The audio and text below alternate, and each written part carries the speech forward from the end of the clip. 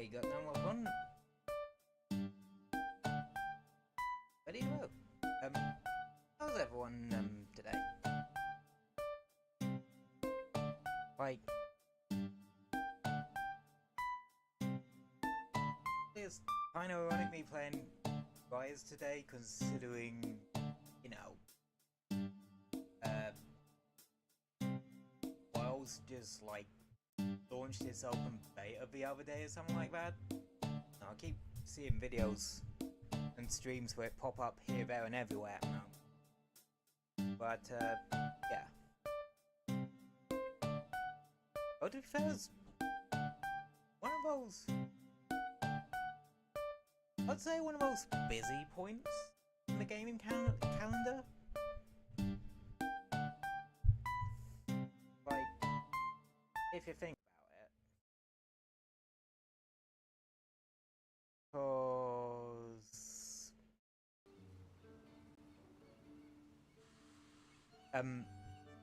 last week you had Sonic Shadow Generations coming out.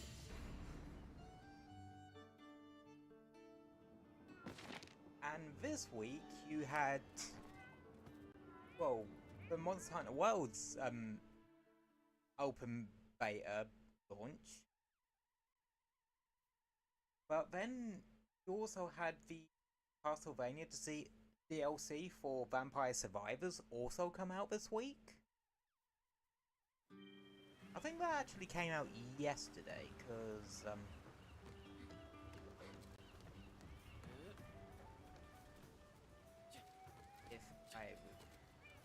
yeah, it came out yesterday. And yeah, I have been actually... Oh, I did actually play it a little bit, yesterday. Mizu stuff. Lots of Mizu stuff, because I put, Sword and Shields back on the menu, because... Honestly, I love Sword and Shields. One of my favourite weapon types to just use, just because of their abject simplicity. Bill Vespina stuff. And honestly, I don't really need that final thing in ballistics moment.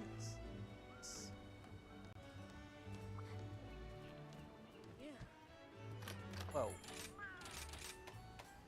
the slow speed, well, LBG ain't uses mainly normal ammo, so I should be fine there. Playtime's over.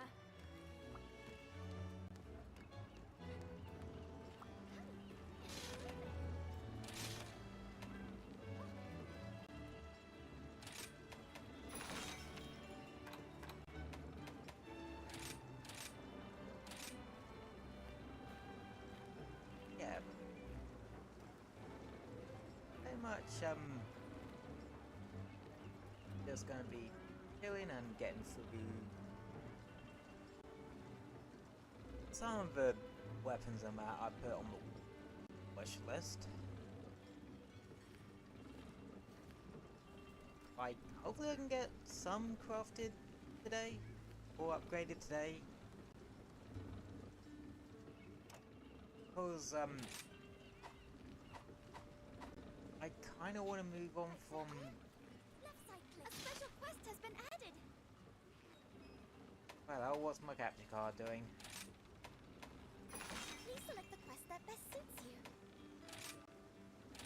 It's been a bit weird, but that'll usually sort its life out.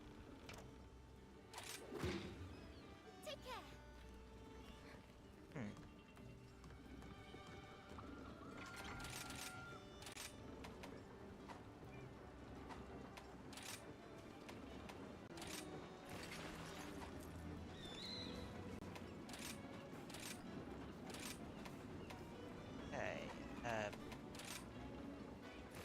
Yeah, that'll probably do.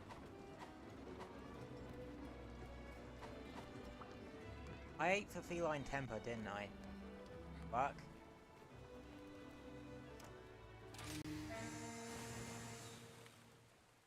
Yeah, hopefully the capture card will calm down a little bit.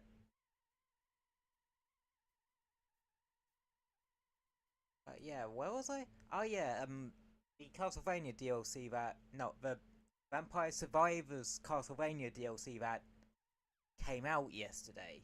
Yeah, I played a bit of it. And it's definitely structured a lot differently than... Alright, Minotaur. Our role today is to offer support, okay? Okay. I'm used to pressing B for running. So I haven't played this in a while then. So yeah, Sure. I played a bit of Vampire Survivors. Okay. And the unlock structure is very different and the map structure is very different. Basically, a lot of the map stuff focuses on bosses at map. Like, you have to defeat a certain boss to advance more in the stage, which is Dracula's Castle, by the way. I mean, there's a Castlevania themed DLC. Can't not do Dracula's Castle for that. I never played Castlevania game. Hell, Super Metroid was the first Metroidvania game I played, period.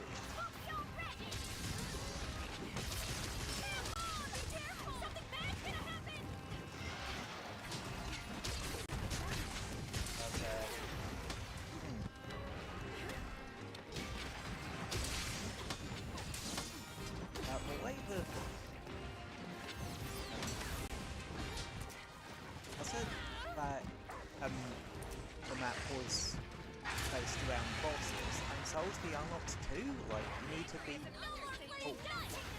the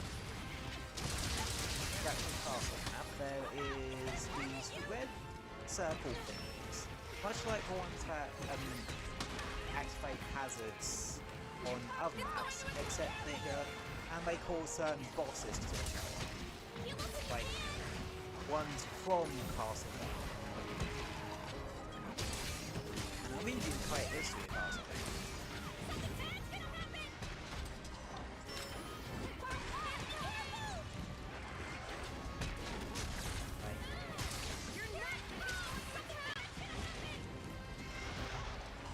And with some of it, some characters, the unlock conditions are you have to kill a certain boss on that map with a particular character. Like,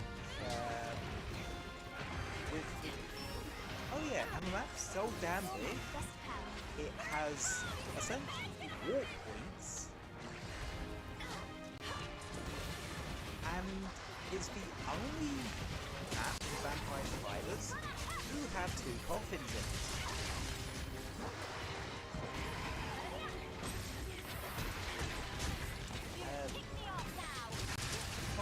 Basically how you unlock certain characters and that sort of thing.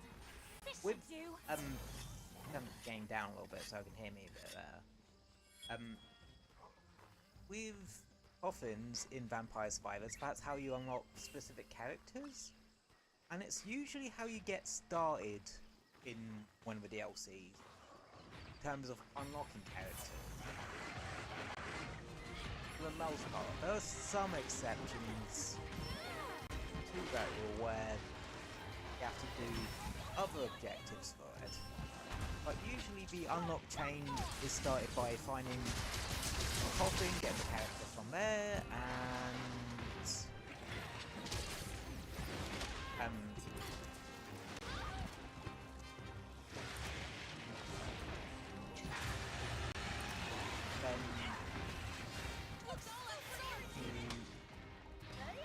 start get the weapon to max level, then you unlock the ability to use them with other characters, and then when you hold that weapon,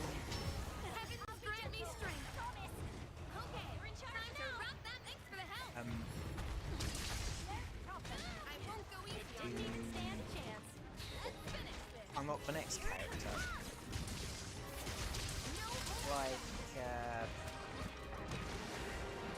let's take the Among Us DLC for example. Like, you find the crewmate via the coffin in the Among Us state.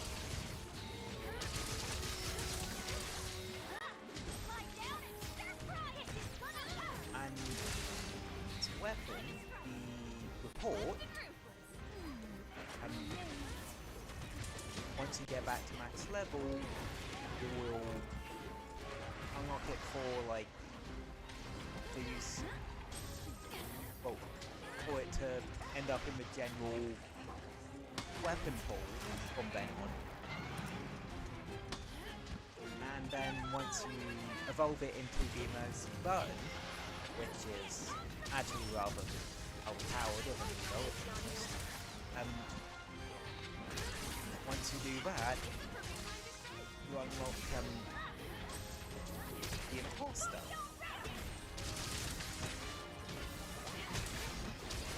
And so on and so forth. Are you still using some that you unlock other ways, like to unlock the ghost you need to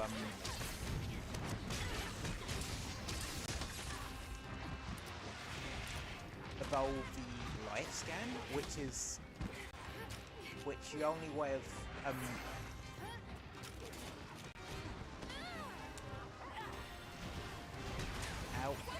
using getting access to it is via the Among Us map.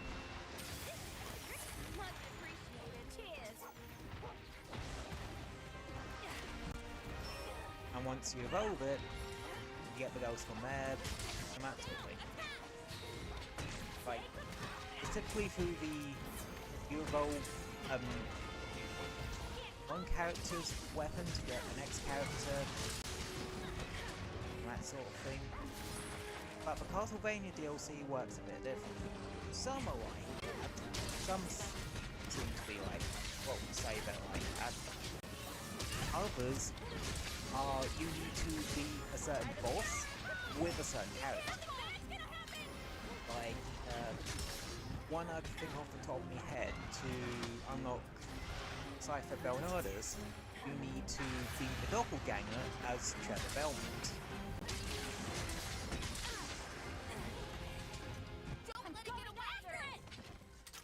And that sort of thing. And yeah, honestly I think doing unlocks based on like if you kill a boss as a particular character, it only really work if you had an area where you can A, choose what bosses can fight,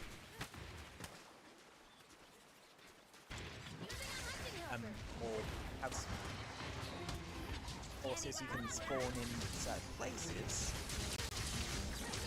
but also have a map big enough for it. Yeah, the map works well for it. But holy crap, it took me a couple of times to get a second copy.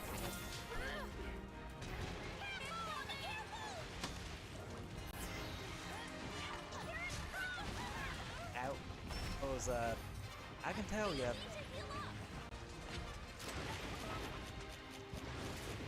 like, I keep saying it's a huge map. I'm not kidding. Like, biggest one in the game by a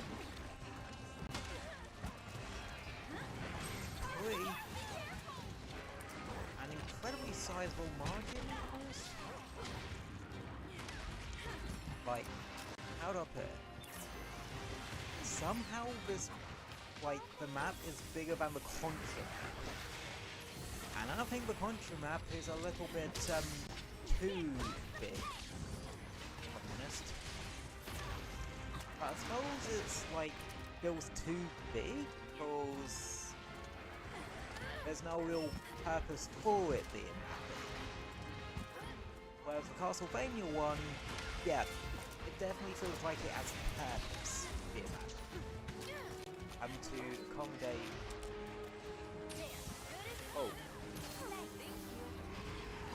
a different style of progression with it, and having all those spots you can spawn bosses on. There are a lot of spots you can spawn bosses. Like, you got all sorts, like, you got ones from Solo, that zombie looking Kezu thing from Solo, some Portrait of Ruin, some from Night, etc, etc. I don't really know too much in Castlevania outside of like story stuff. Like I said, not a series I've ever actually played a game.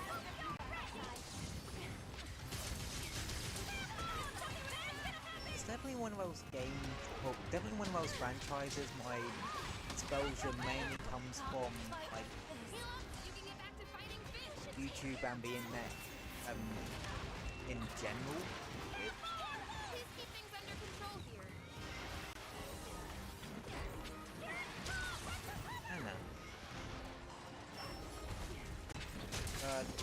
Kind of Vampire Survivors that are curious about Castlevania, because, you know, Vampire Survivors is inspired, at least thematically, by Castlevania.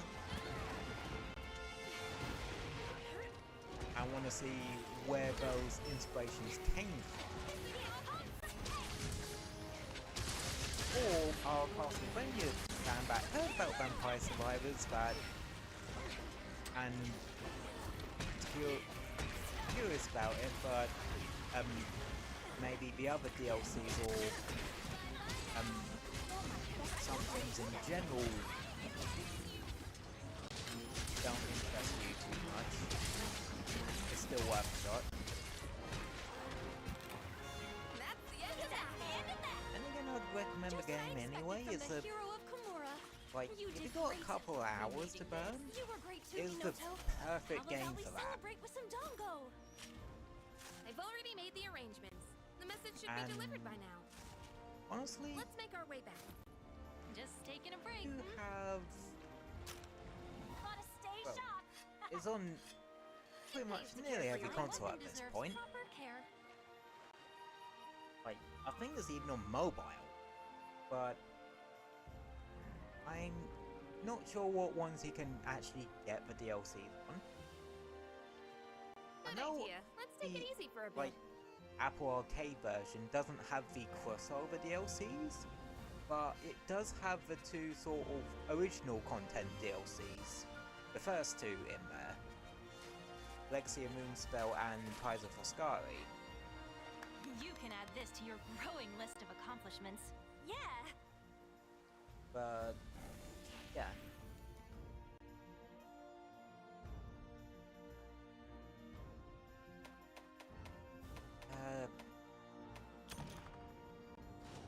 What else was I playing? Actually, I was playing some more Sonic X Shadow Generations earlier. Like, specifically the Shadow side of it, just running around the hub world, and some of the levels I played again.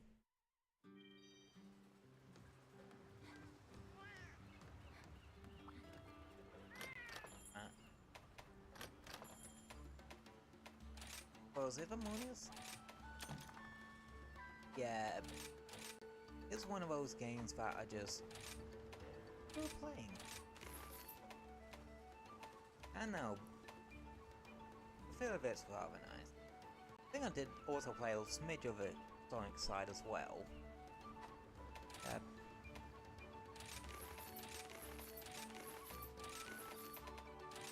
Definitely. Honestly, I'd say with that game, like, if you're never really been too into Sonic, but when you try it, maybe you wanted to have a particular jumping on point, Sonic X Shadow Generations is probably your best bet.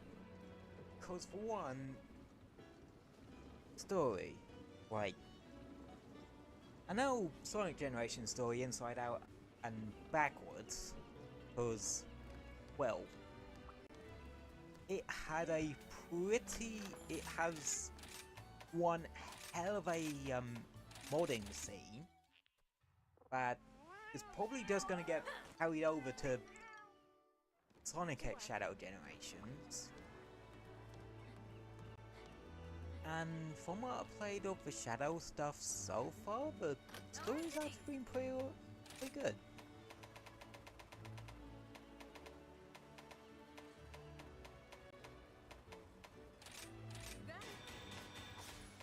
And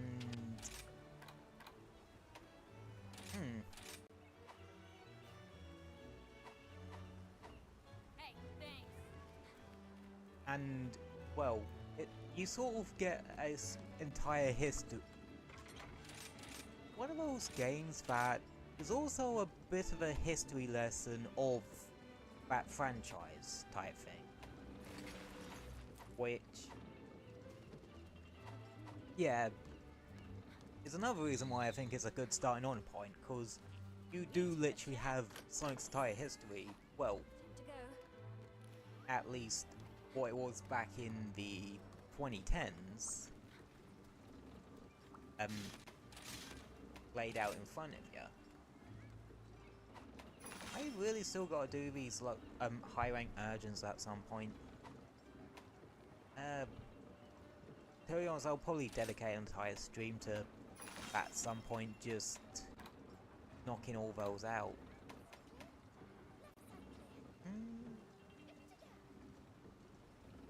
No way, it wasn't this one I wanted to farm for dragon weapons. It was, Malzano I want to farm for dragon weapons. Which, well, I'll probably still fight, do Begormagala Urgent, cause honestly, the Frenzy Virus mechanic is actually one of my favourite mechanics in Monster Hunter. And I'm not saying that lightly, it legit is one of my favourite mechanics from the entire series.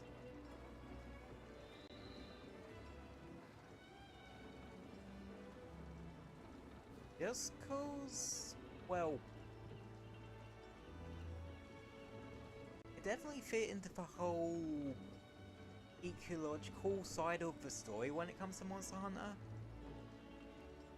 Because usually the big bads of Monster Hunter are something that threatens like massive chunks of ecosystem sort of thing.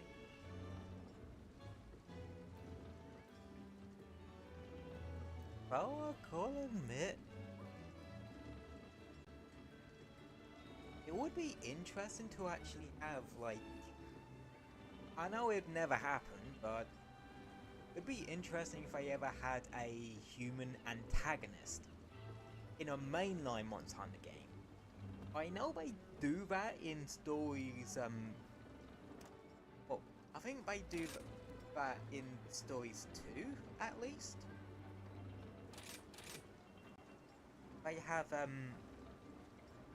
well, Wyverian and human antagonists, but that's more cause it's, well, a different branch of Monster Hunter. It's their more traditional RPG side of it. Except it goes more the monster taming route with it, because, I mean, if you're gonna make an RPG set in a turn-based RPG set in Monster Hunter universe, you gotta include the monsters in that. That's just a, you have to do that no matter what. You have no choice in the matter kind of deal.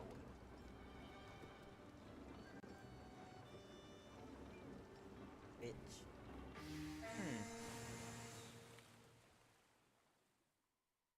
is fair enough, but I'm curious to see how they would do a human antagonist in a mainline Monster Hunter game. It would definitely have to be, like, someone who's sort of very much don't care about the ecosystem or something like that, or is very Ready for anything. or bollocks.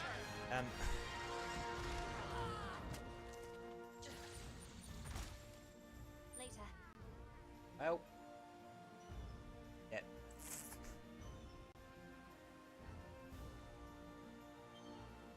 Yeah, I will if I come in like as it gets killed, I don't go carve it, because unless it's a monster I really don't want to fight. Put it that way. But yeah.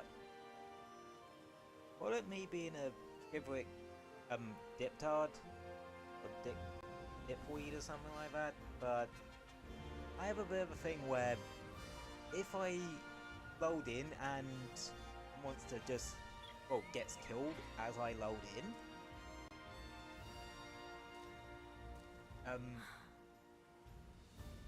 I just, for the most part, unless it's something that either wasn't going to farm, something like that, I don't carve it. I still accept the quest for walks, but I don't go and carve it. As well, I'm not one for. Also, I'm gonna go for. Right, leave the game a bit better, and it makes life easier to clip. Well, for clipping purposes later on.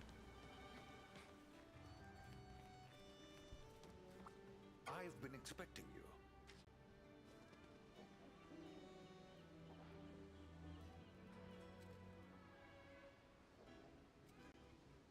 Yeah. Counting on you.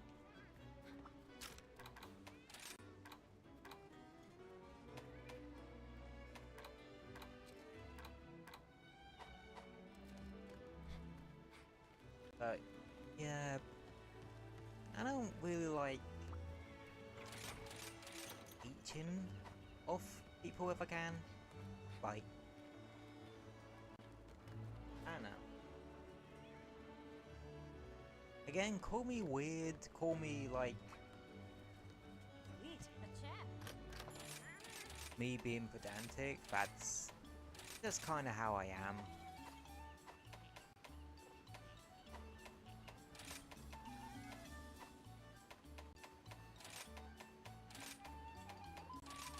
I do want to try and matchmake into some Espinass hunts. Just cause, Back to work. I'm fighting that thing with NPCs. That's nothing against the NPCs, because, the NPCs in this game is really damn good. I just don't trust myself to survive the experience. Because, yeah, Espinass hit real damn hard.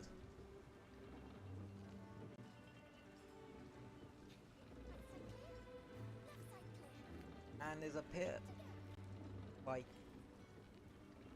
honestly, Espinass is the flagship of Monster Hunter Frontiers.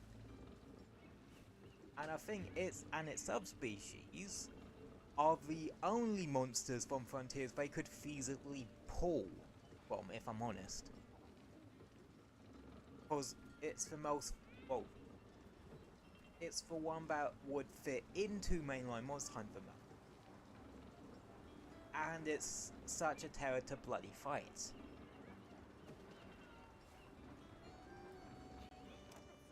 Like, it's generally one of those monsters I am terrified to actually attempt to solo.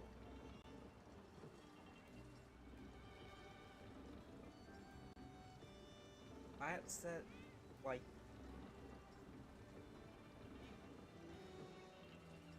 I might be a more casual gamer. I suppose if you could really call my brand of gaming casual. But I wouldn't really consider myself hardcore. Like, not hardcore, like need to min-max goddamn everything, or maximize stuff for speedrunning and that sort of thing. Hell, in Destiny 2, I get actually annoyed when people are matchmaking for strikes just going into speedrunner mode. It actually kind of annoys the crap out of me. Which, yeah, you'd think is a bit weird, cause, like, well, you'll get through the strike quicker, and, so I can go on to the next one.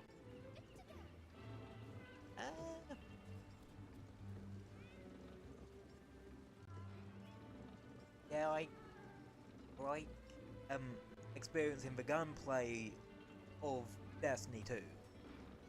And I can't really experience that if someone's just speedrunning it all. You know what I mean?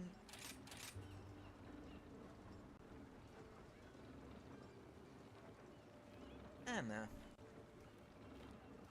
I just think I can do stuff a bit unorthodoxly. Well, compared to what constitutes as normal.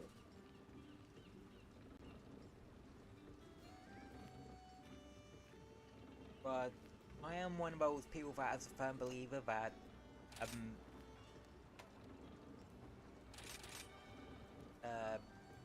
what constitutes as normal for one person isn't what constitutes as normal for another. Like, there are some people that think watching VTubers or playing games isn't normal, whereas other people would think, yeah, that is just like a very normal. You know what I mean?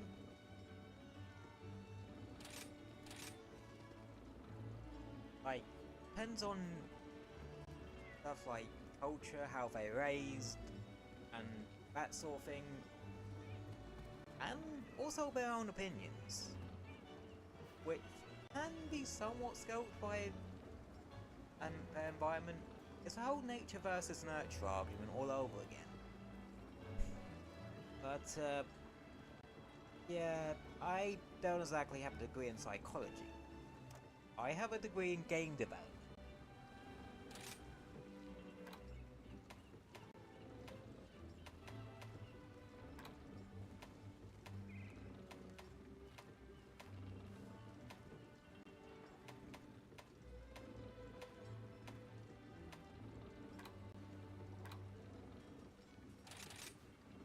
Not much like with Vaslos or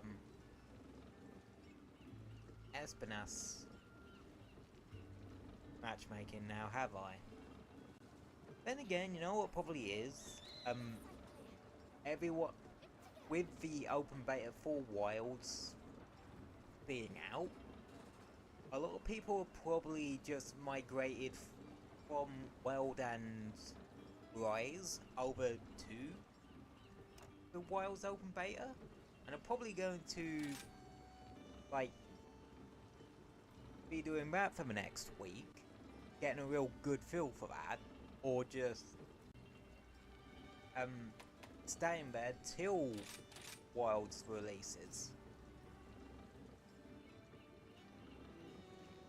Again, I don't really have the faculties to like actually get Wilds. Like, I don't have a PS5,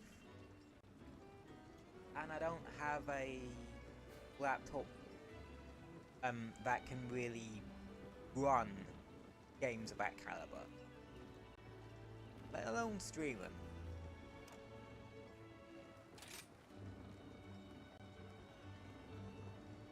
Like hell, if there's 2 games if I could get this thing to be able to stream PC games again, I would definitely be streaming though. That being Vampire Survivors, if the first 20 minutes of the stream of me rambling on about the new DLC for it I'm at is anything to go by, is one of them, and probably Arknights. Like, I remember having a lot of fun just streaming IS3 runs on that.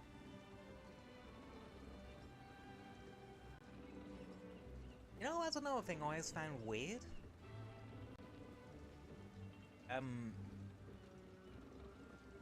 I don't really play roguelikes that much. But I play a lot of roguelike modes in other games. Like the IS modes in Arknights or the circuit in Warframe.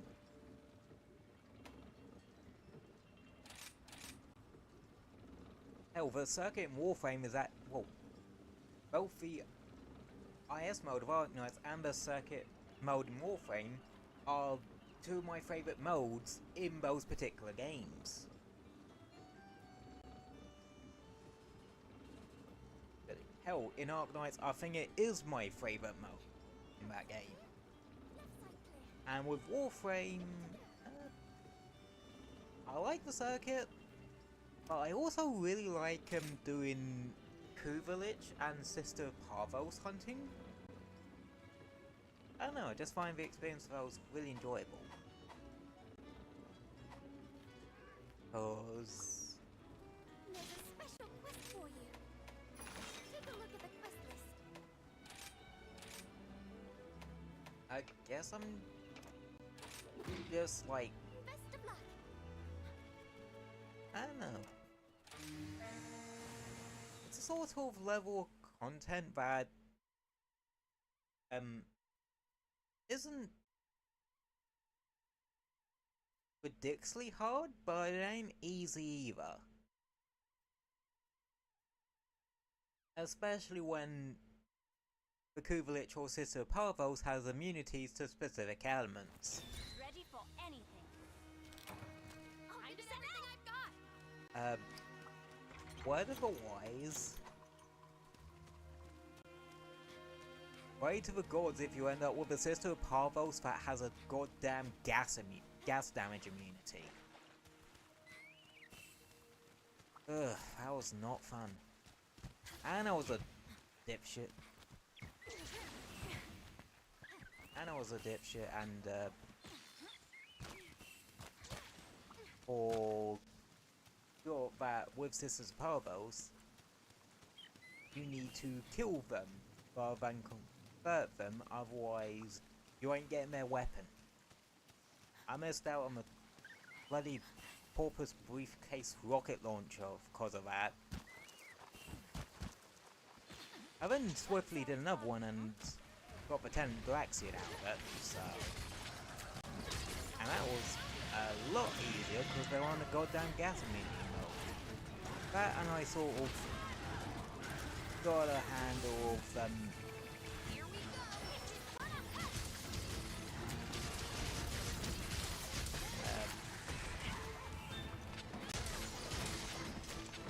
elements and such.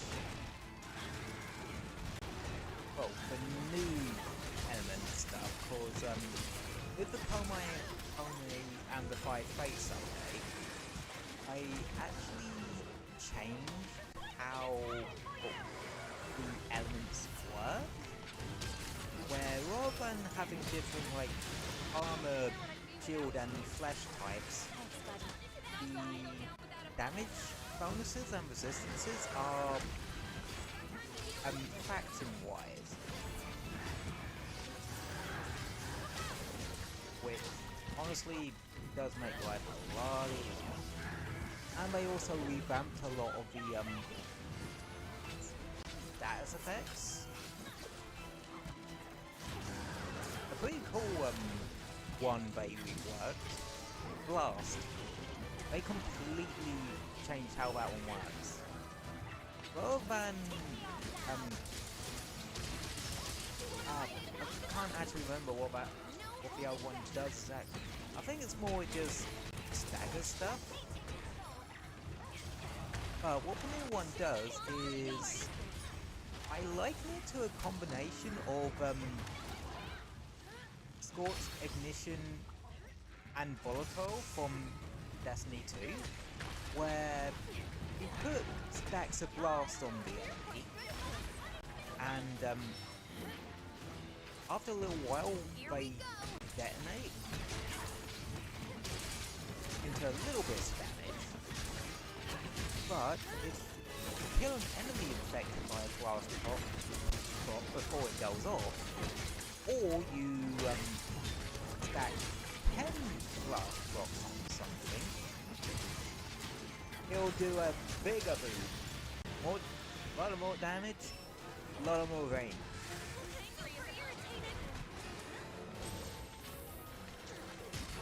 And yeah.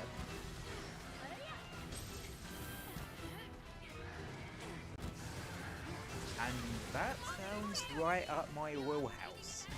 I love making shit go boom.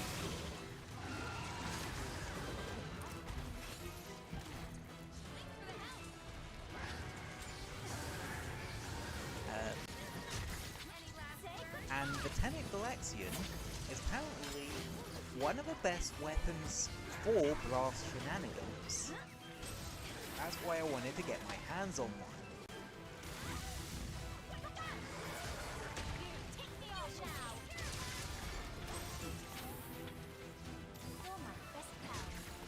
So,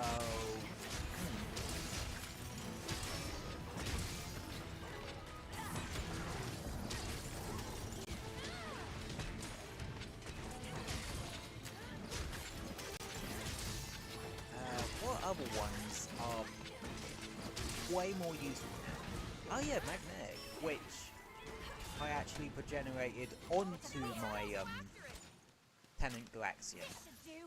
Because depending on what Warframe you kill Vancouver Larveling or Sister Parvo's candidate with, determines like what bonus element you're getting on that weapon. For the Tenant Galaxian, I went with a magnetic one because magnetic's a lot better nowadays. It always chewed through shields, so it's always good against Corpus, but that was the only thing you could really do with it. Now it also affects the Overguard that some enemies have, but it's also what Xmas units have, and Xmas units can only be CC'd once their Overguard is gone. So a magnetic weapon that does more that now magnetic stack book does more damage to shields and Overguard, and I think what it does is like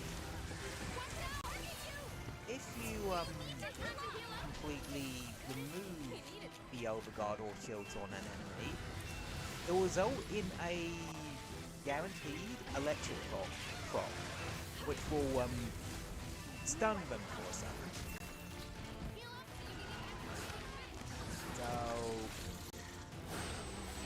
oops, head lightsaber, yeah.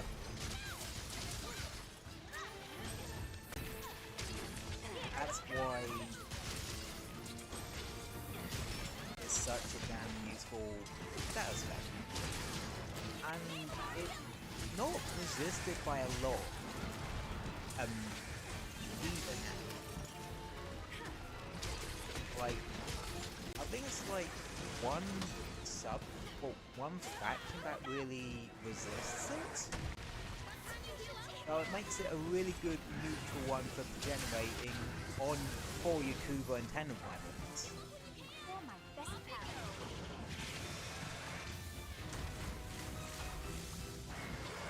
Which, yeah.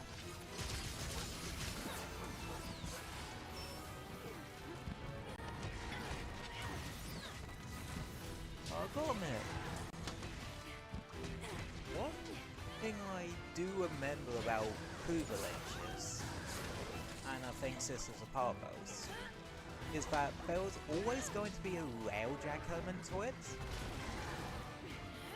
It just took them a couple of years to actually realise that part of it, so that when you guess the prerequisite mods, they now they shit their pants and run off to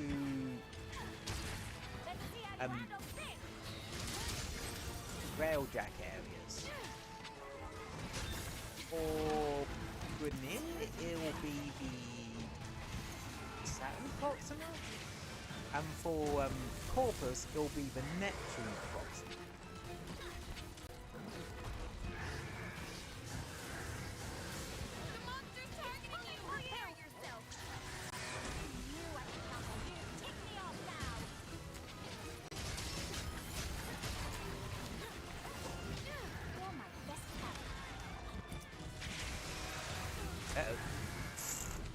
How did I dodge that?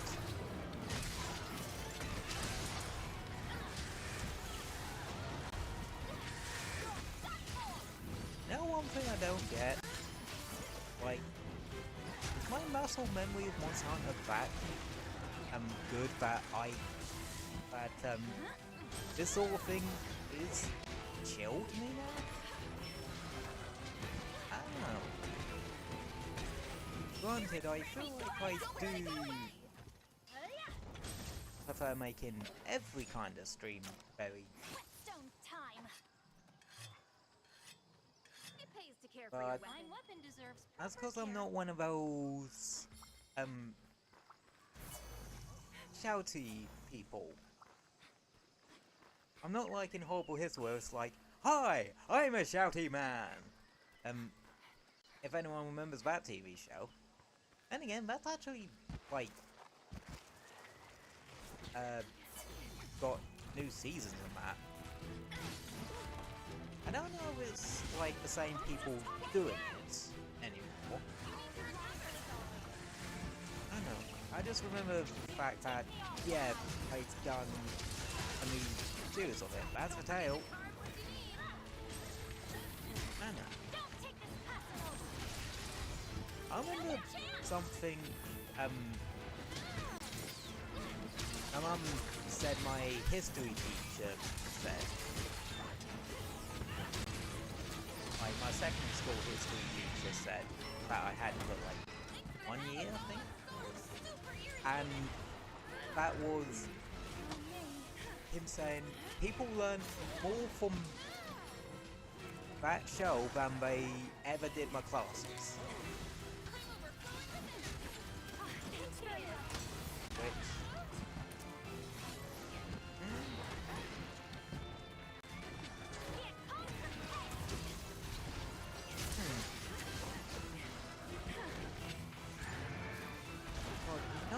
Another thing I also remember from back then that's still about BBC Bite-Size.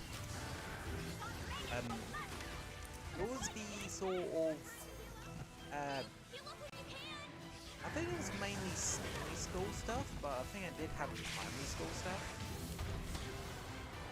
It was one of those online learning aid websites, but like the official one from the BBC. And yeah, I remember that quite a bit. We all played, well, everyone just played the games on it, but it was still quite a cool little thing. Oh, the only thing about like full-time education, you don't not forget a lot of it. Like,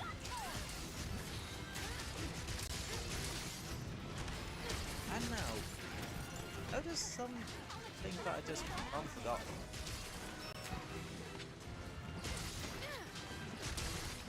Like, I did applied business in year 9? Yeah, year 9.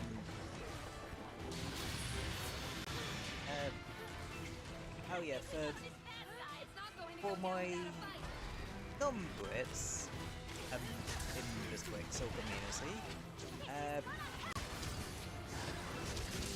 UK education system is structured a bit differently than, like, let's say, the US one.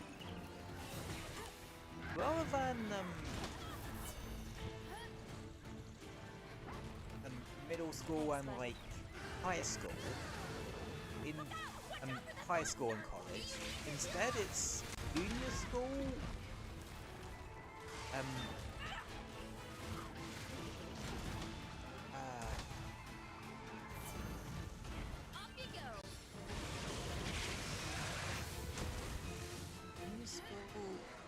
that burger's no chill.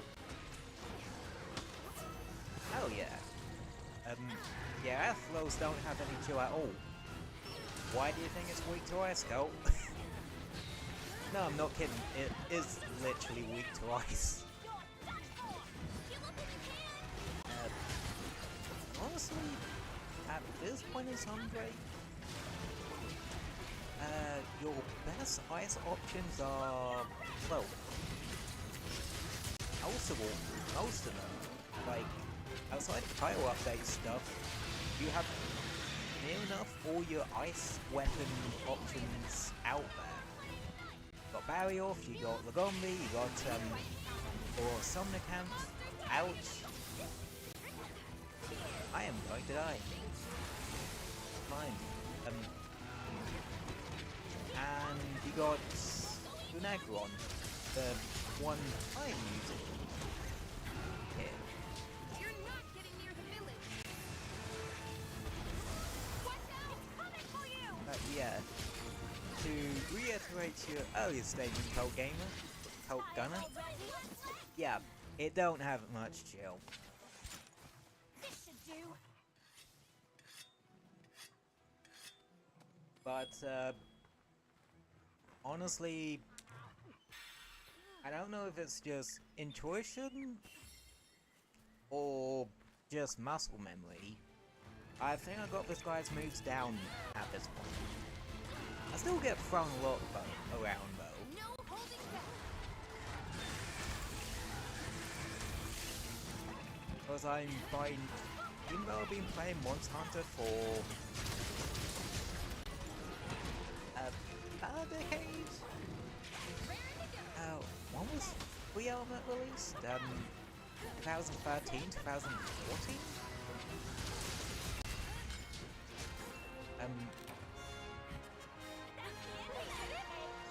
Of course we did. Yeah, I'm by no means one of those sort of ones that can speedrun a monster in about 2 minutes. And we're not talking like the early ranked stuff either. We're talking like speedrunning goddamn Elder Dragons. Well done. Thank you. Yeah.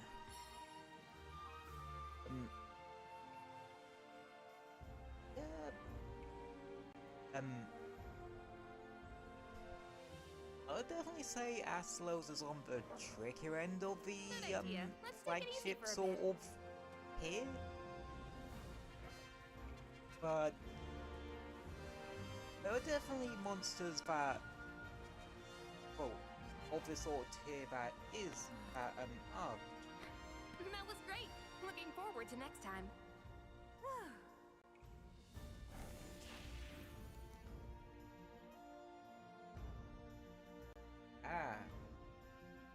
Okay, I wondered why that one showing up in the thing. I forgot to sort out the chat stuff. Because I am a dingus.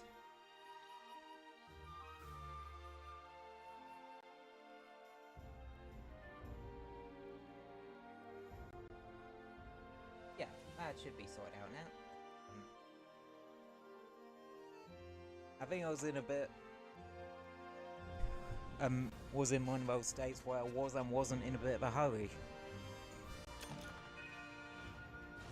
Like, you know what I mean? Like, you're, I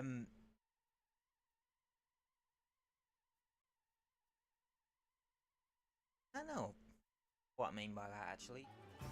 It's more it just slipped my brain.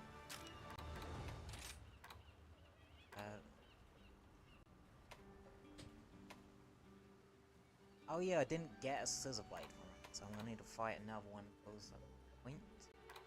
One other two. Actually, where is it? Ah, there it is. Psychology materials. Scissor blade. Okay, for scissor blades, I might want to think about capturing them in the future. Actually, sometime here, I might as well check out Espinas, which is conveniently under Astalos. Tail is also capture. Best way to get that is also capturing. Okay.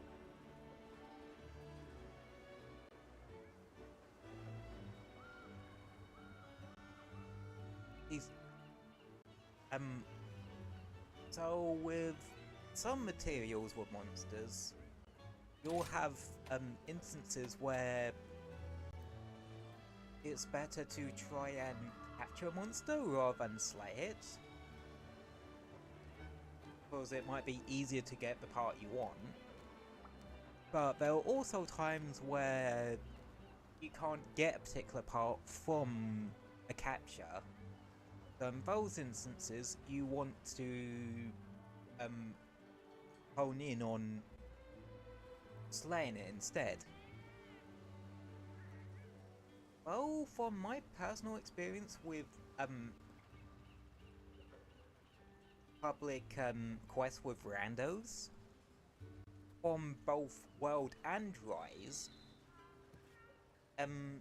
9 times out of 10 you might end up, well, the other hunters on your team might end up capturing it anyway, regardless. Just cause it's a mindset that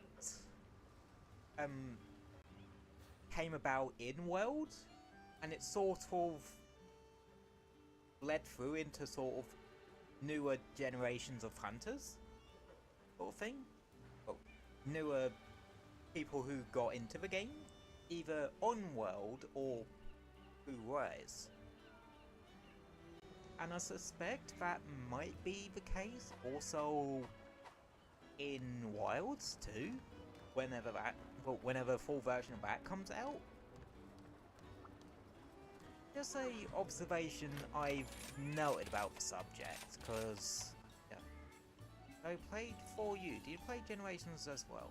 Oh yeah. I played Generations, but not Generations Ultimates. I fell off rather hard on Generations, if I'm honest. I wasn't too keen on how the hunter arts and hunting styles were really implemented. I did feel super gimmicky. Well, I feel like Silkmine moves in this game is like more a version of Hunter Arts that sort of flows, a bit more naturally, because it's on a recharge rather than a. It sort of recharges automatically than through attacking. I feel like it sort of works. I heard once that Capturing Rise gets kills, but that's just Rise and Rise alone. Oh yeah, and like I said, it's sort of dependent on the monster, really. Like, let's say for either of these two, it's probably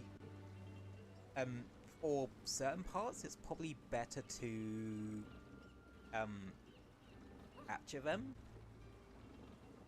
Because as we saw in the Hunter notes, the tail is easier to, of Astalos is easier to get through capturing, because, well, it has a better drop, well, it has a better rate on the capture rewards than it does the normal mission rewards or the calves. With the only exception being like tail calves, which 8 times out of 10 will guarantee you the tail part.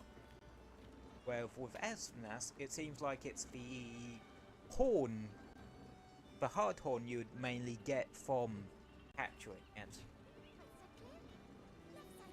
But you can also get it via, well, breaking its horn.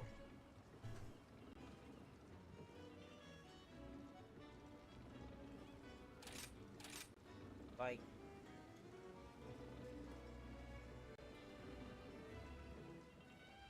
but it also does get kind of annoying when, like, people just keep capturing it. Well, when catches just happen over and over and over again.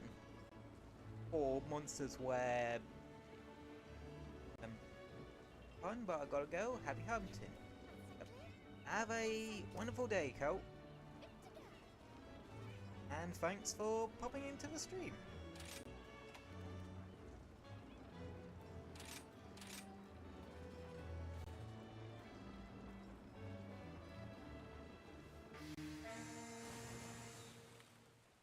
Managed to get an Astalos hunt. An Astalos multiplayer hunt.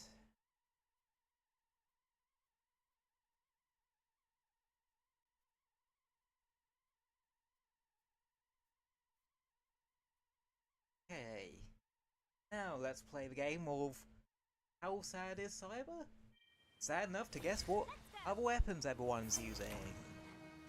Or one person, I think the quest just literally started.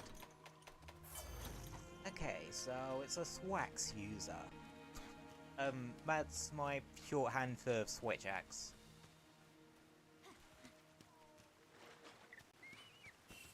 The fact that he nearly took half his entire health pool, that's worrying. But it could just be someone's first time fighting an Astalos. Because you have to remember, this is a key quest, so... Smart. Trying to go to another area to put some distance between the monster and themselves to heal.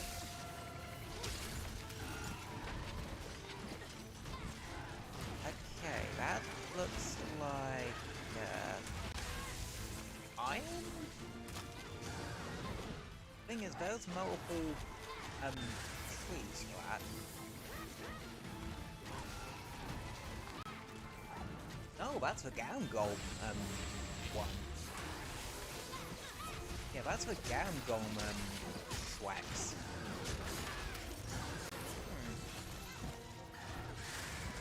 Hopefully he's running like Mind's Eye Bludgeon on that or something. Otherwise he's gonna get nowhere that way.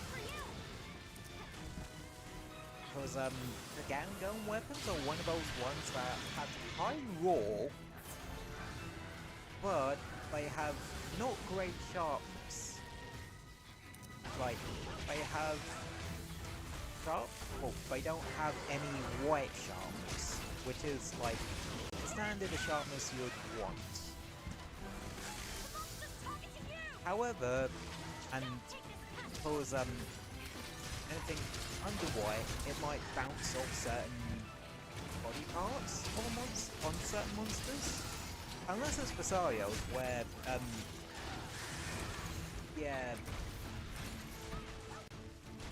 you're gonna be bouncing off that thing left, right, and center.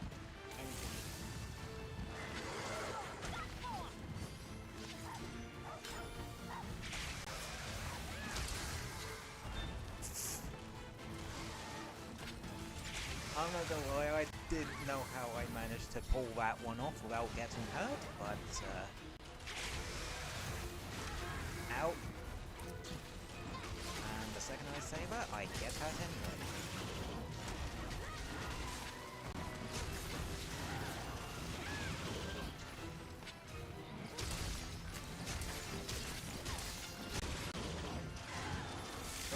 Tail thrust. Be careful, like, with those tail thrusts, cause it can paralyze. It's very much like Kezu, where it can kind of blight you and paralyze you.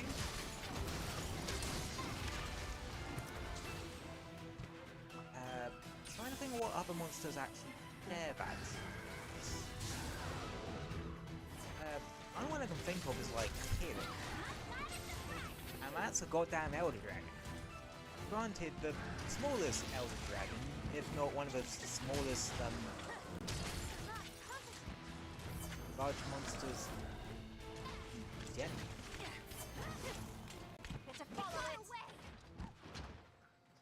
Like, it's smaller than a Velociraptor. Like, I think it's smaller than a Velociraptor, if I'm honest.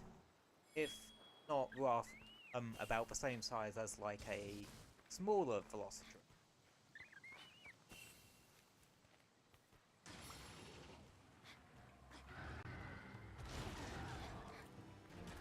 But I can imagine there are some wild hunters that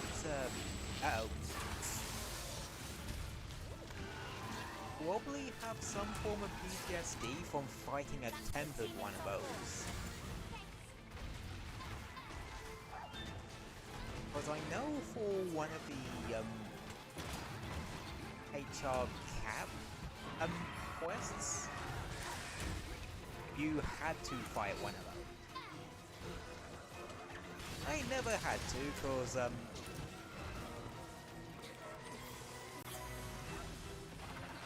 I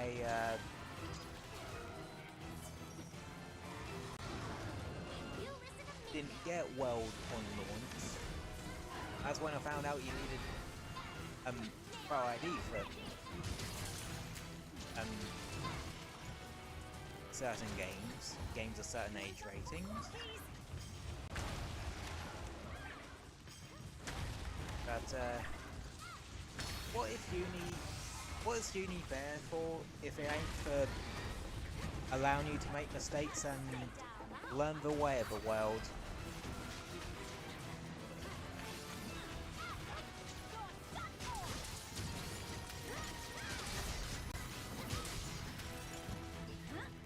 Fun fact,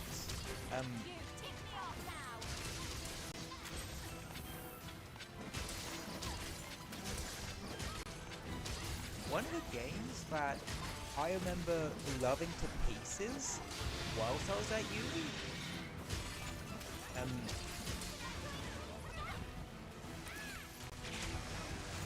just got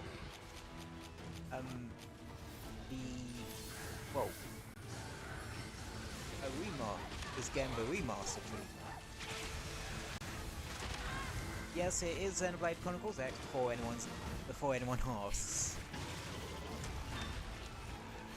Yeah, I remember seeing it just like, what the actual HE double fuck?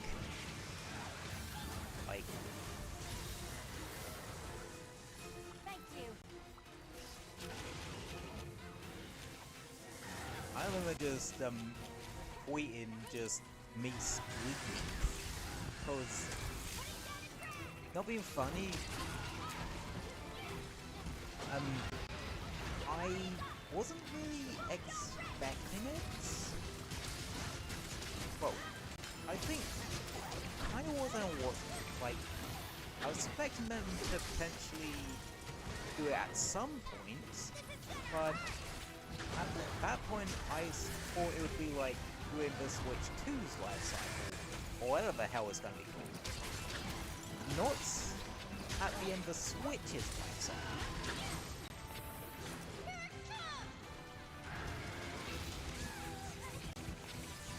You know, Another Life, that's one thing I hope the Switch 2 is going to be able to do, like play wild on it. Because if you think about it, the Switch is probably as powerful as a PS4. Docked and something like that. Okay. Now, is that, Insect Glaive user using the Somnicanth font or the Aurora Somnicanth font? That looks like regular Somnicanth, if I'm honest.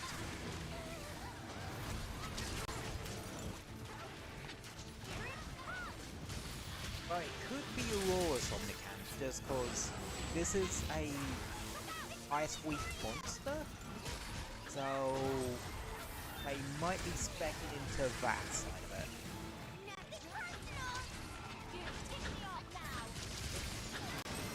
Which, ain't a terrible idea, cause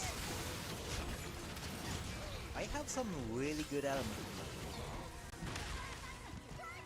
I think they're actually the high element, low raw option in terms of ice weapons. Because there are like a couple of, well, archetypes, if you will, that you can put monsters in, well, weapons into. And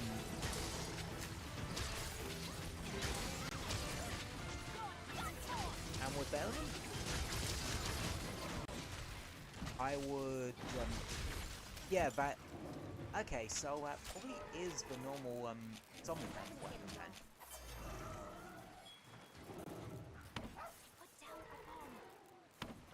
Because I didn't see a pet, like,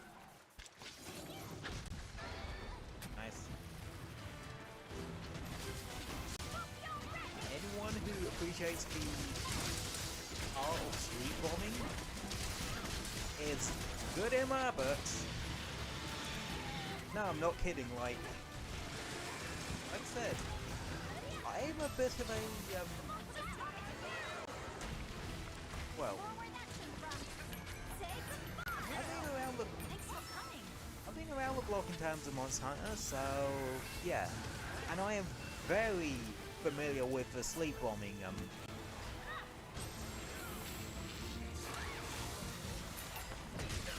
maneuver. Basically, the first hit that wakes up a monster when it's put to sleep or goes to sleep naturally will do more damage. Ow. And naturally, you can use bombs to, well, do a bit more damage. It's usually done in conjunction with a that does a lot of damage. Oh, I needed that. Or it's done instead of it. Example moves that are good wake up moves are true charge slash, or just any charge slash on a great sword.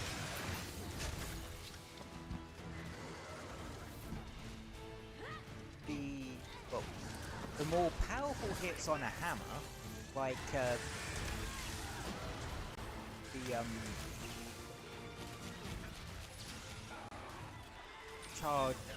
fully charged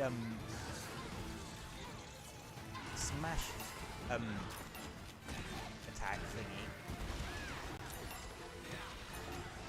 You know a move where after you charged it and you stay still and let go of a charge? The hunter will swing the hammer, like, bring the hammer downwards.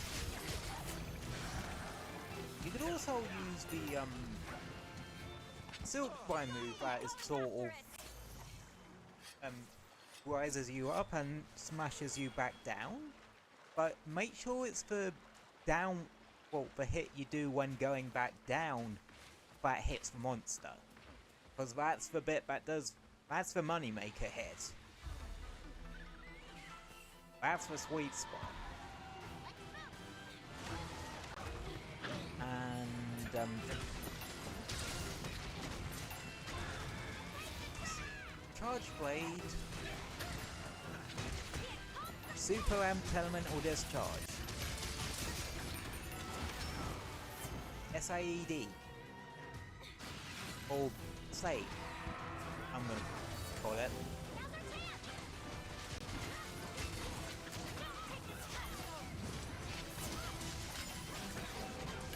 That is your...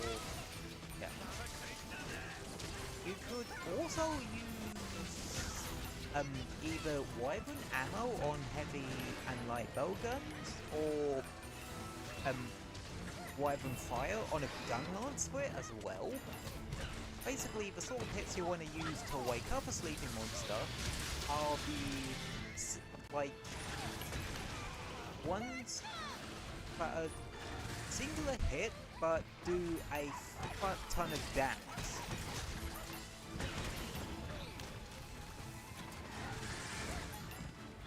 You want to deal with the hits that are damage, are the ones that are more damage loaded. Last hit of your X combo on hammer, or longsword, maybe the last hit on your spirit combo could work. Again, any hit that does the most damage in a particular thing. I will say one thing, I don't know if I need a pee after. I don't know if I need a pee, so I'm probably gonna go for a pee after this hunt. So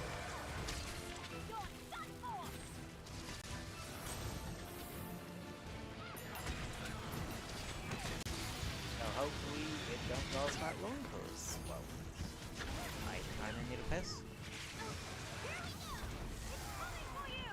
Yeah, that's another thing for any new people in this pixel community. Yep, that hit me with paralysis. Fuck.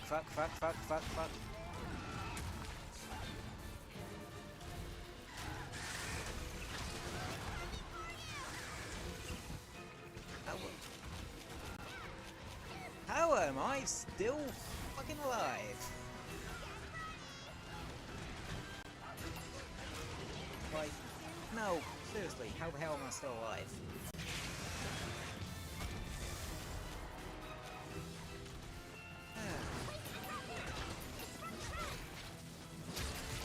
Oh. Yep, that was a capture, so better chance of getting that tail. And plus, thank God, I do need a pee.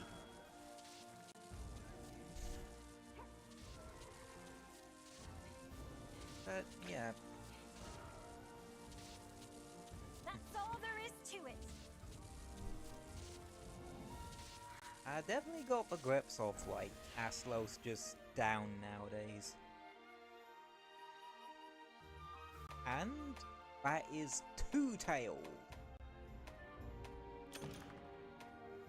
That's what I needed.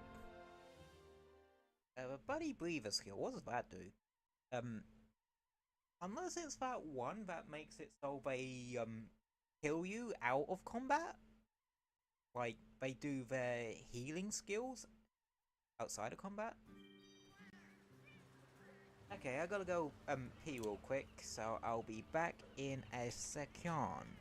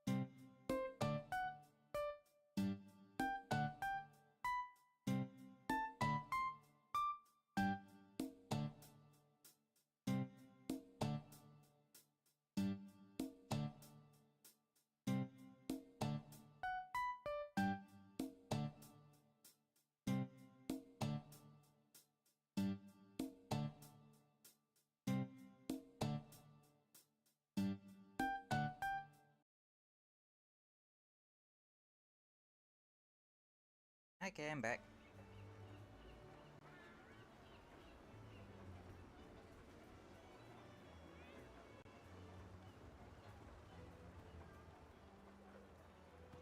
Okay, yep.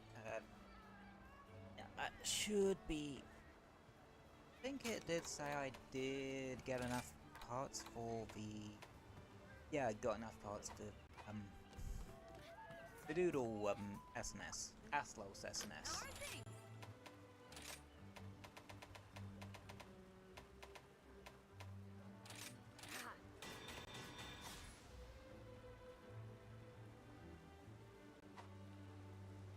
No.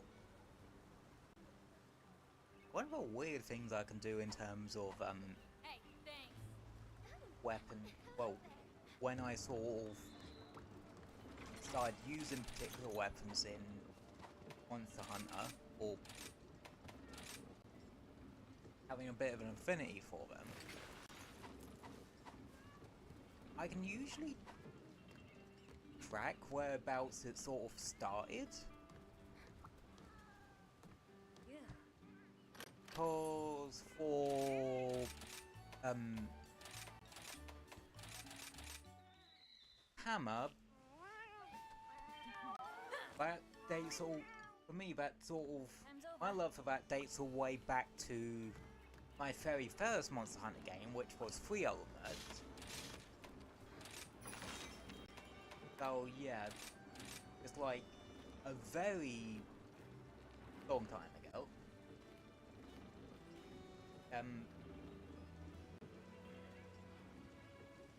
Then there's Switch Axe, which that I do put down to Full Element, because I made that back in Full Element.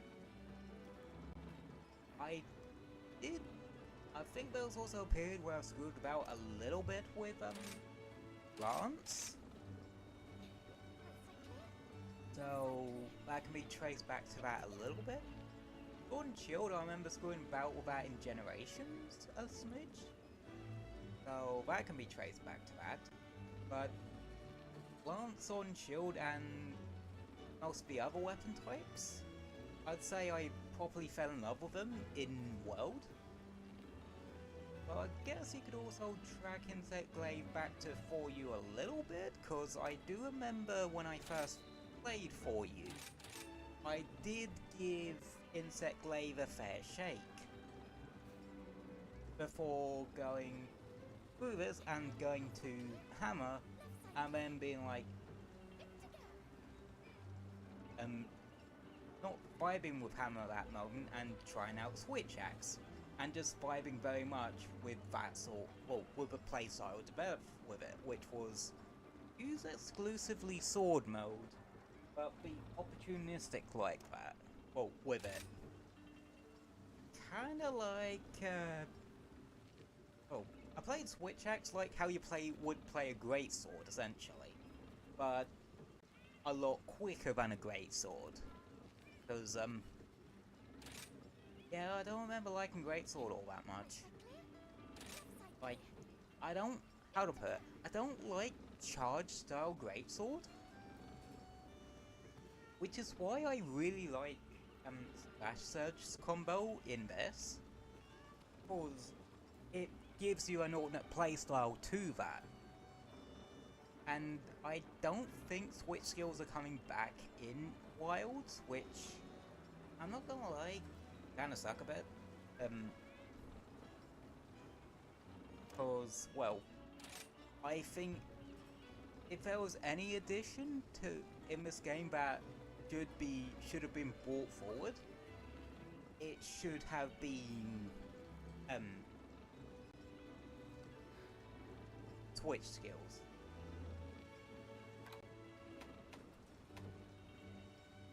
But you never know, it might be in there.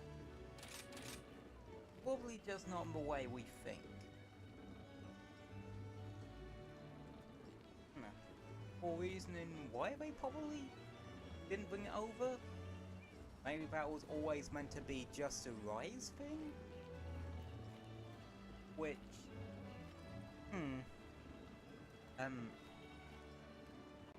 Or it could be like they felt like it may be, looking back on it, probably compromise on the vision they have for each weapon type, or felt like it might be too much work to translate that into wilds. Or it could be for technical reasons, because you have to remember in wilds, you bring 2 different weapons to, like, with you on a hunt, rather than just, well, that you can switch to whilst mounting your secret, as opposed to just going into a 10 and having to change it that way. You know what I mean? Like, both sort of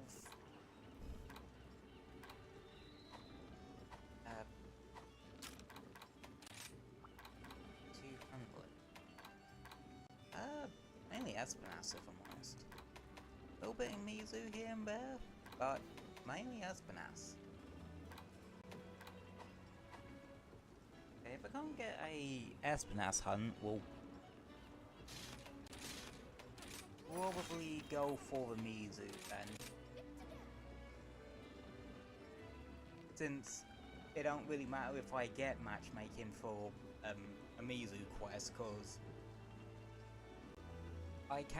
that's another one I can quite comfortably do with NPCs.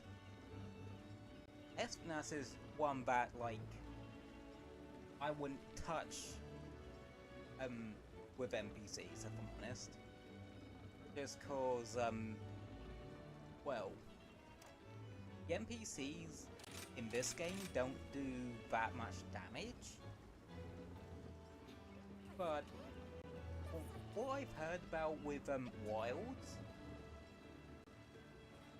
you can have a full 3 extra NPC hunters, whereas this game you can only have 2.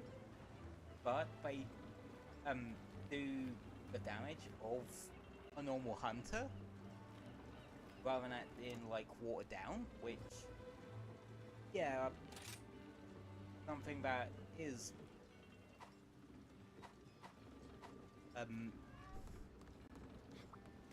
rather greatly appreciated.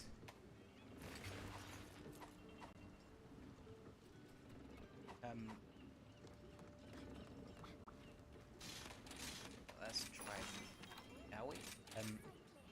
But yeah, it's, well, it's greatly appreciated. And it sort of also means you can,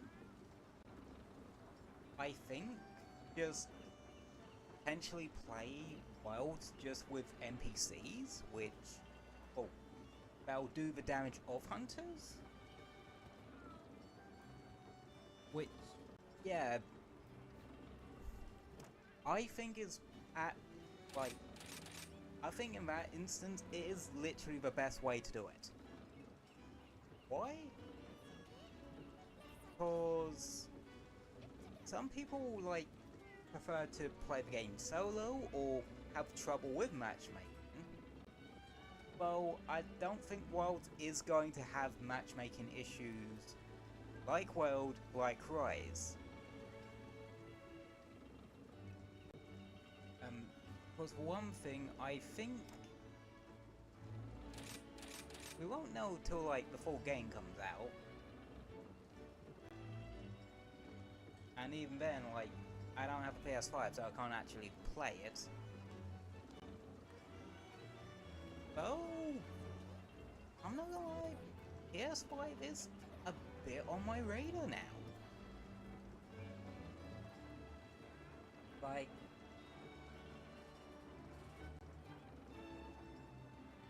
I don't know.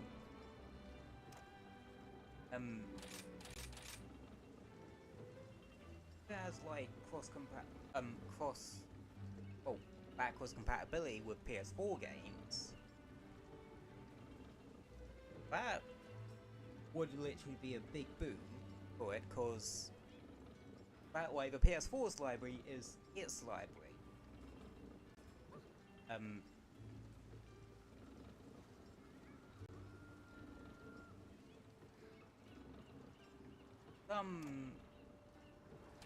I think like any DLC I have on PS4 carries over to PS5 because like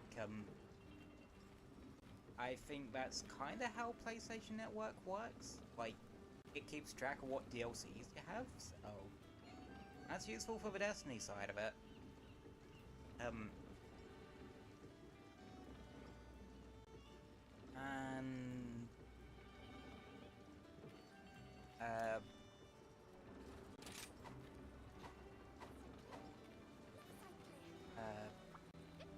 There's a special quest for you.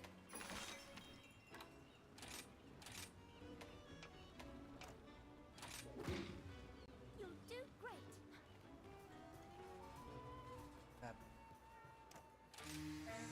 and yeah, the PS5 does have some games, but not that many. If you're not in, if you're like me, you're not into that hyper-realistic like AAA stuff.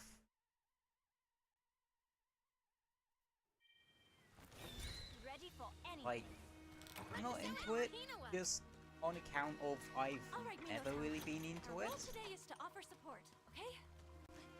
Okay, I'll put my heart and soul into Like, helping you would our have friends to have succeed. a actually legitimately really good hook for me to want to Really? get All right. Sure. a game like that. Like oh, something I thought of the other day, in terms of AAA. Don't think of like AAA as them trying to promise quality. Think of and I've started thinking of AAA games as just what sort of budget they have.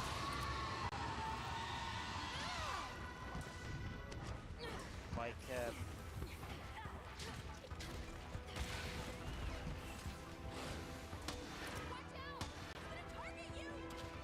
and that sort of thing. So in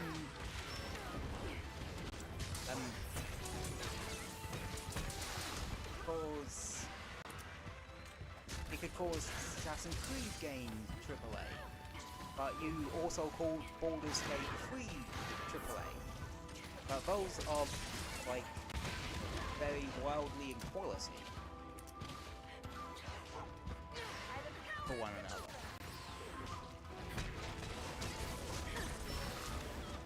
Like, I think one of the Assassin's Creed games sort of fell flat on its face, whereas Baldur's Gate 3, from what I've seen through living vicariously through Minoshi, that because she actually did a playthrough of Baldur's Gate 3, and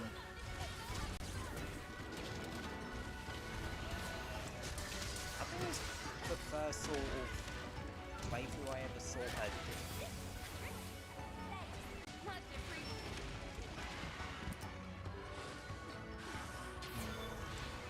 Those are memories I wouldn't trade for the world.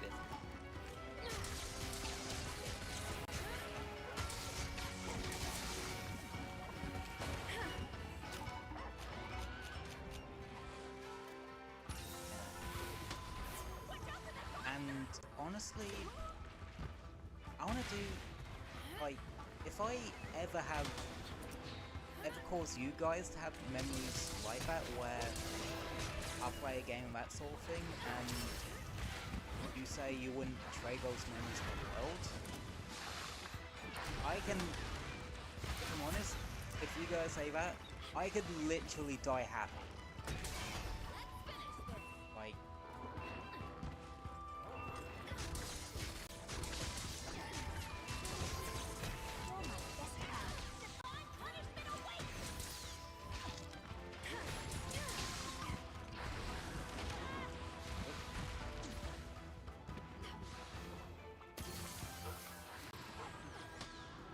up.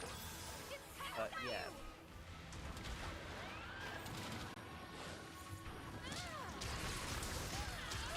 That's when I know I've done something right in the world.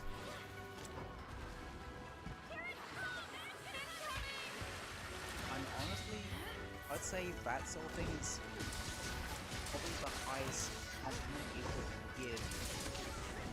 Well, bad. You have memories of watching their content and that you wouldn't trade for the world.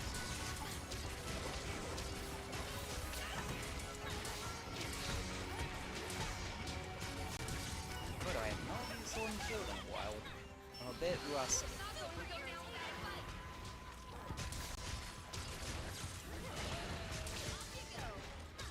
I'm getting back on it.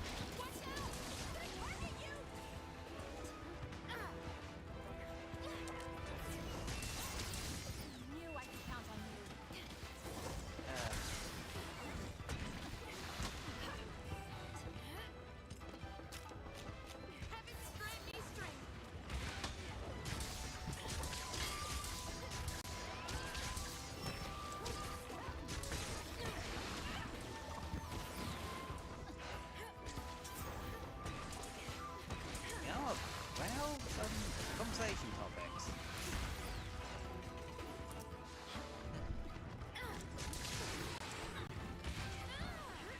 I tend to be a bit more head empty on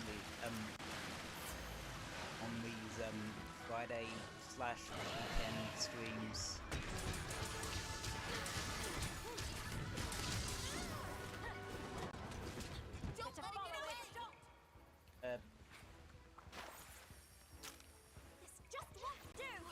Except last week, I was yapping non-stop about Sonic's history, because that's when I was playing Sonic X Shadow Generations last week. That's where I started the playthrough for the Sonic side of it. Ah, there's the windmill one. Yeah, I've been playing that because when it was announced, I was always curious about it.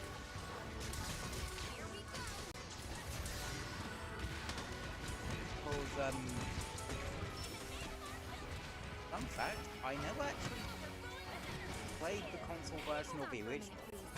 Only the 3DS version, and I kept hearing and seeing like people say how great of a game the console/PC console version is. My brain's like, this remaster is the perfect time to give it a shot. Glad I did. Been having fun with it so far. To the point where like, I'll actually be playing some bit off screen. Oh, I was actually playing a bit off screen earlier. Playing a bit of the shadow side of it. Just levels that I done before on screen and that.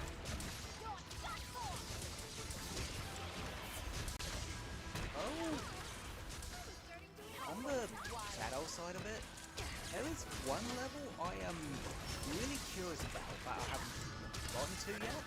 Chaos Island, the Sonic Frontiers one. Mostly because I'm curious how they're really going to adapt that. I've seen bits of it here and I think the last one's Redbubble Highway, but I kind of guess that would be in the game. Just cause, yeah.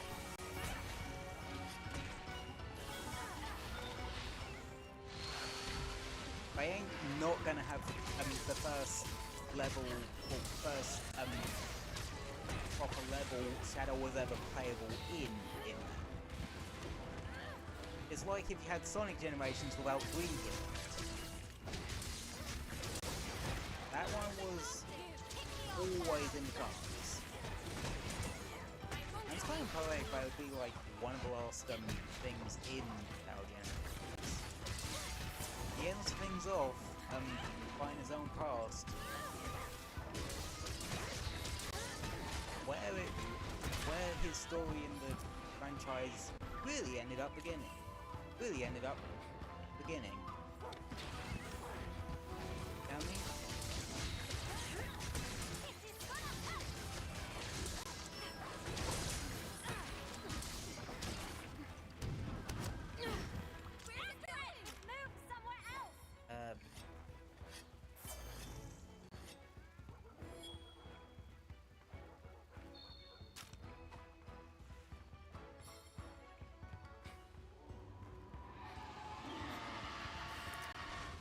Something else is over here.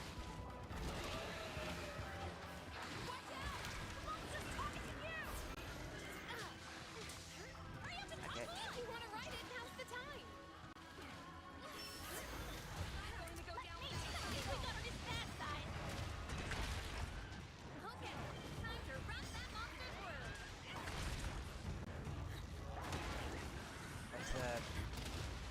Yeah.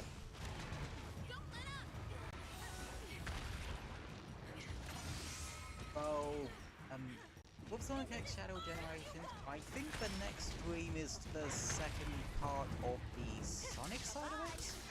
Because, until I beat the final bosses of both, I'm just sort of, I'm orientating between both of them.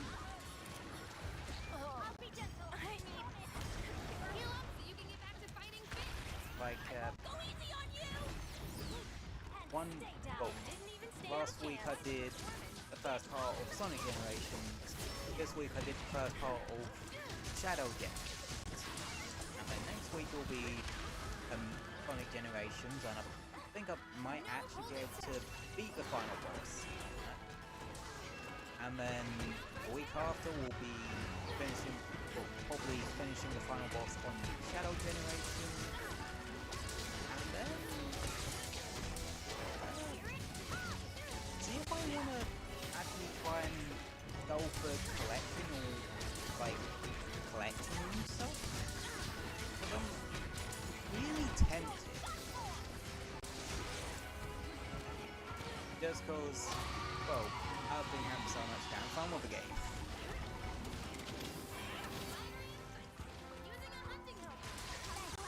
Oh, that does mean having to deal with trying to find all the red rings in Sonic Generations.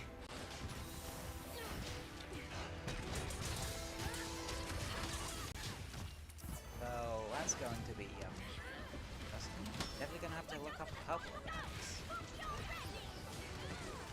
Oh, the last couple of red rings on Sky Sanctuary Act 1 are fucking evil. Like, very evil. They're on a trio of split paths. But to go on those split paths, you need to go in particular directions. And where the red rings? On the bit where the split paths sort of converge on each other. Literally right next to each other. And yeah, that's evil. Like, well,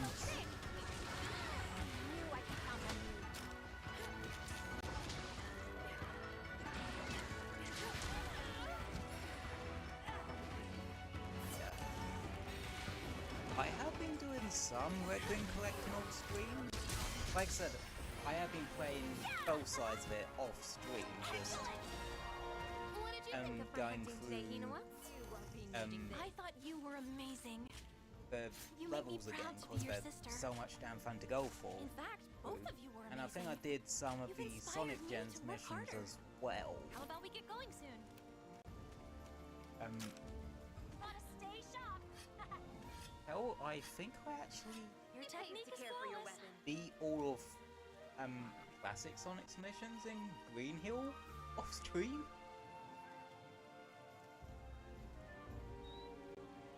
Or did I just beat like all the Green Hill missions off stream? No, I think I just beat all of classic Sonic ones off stream.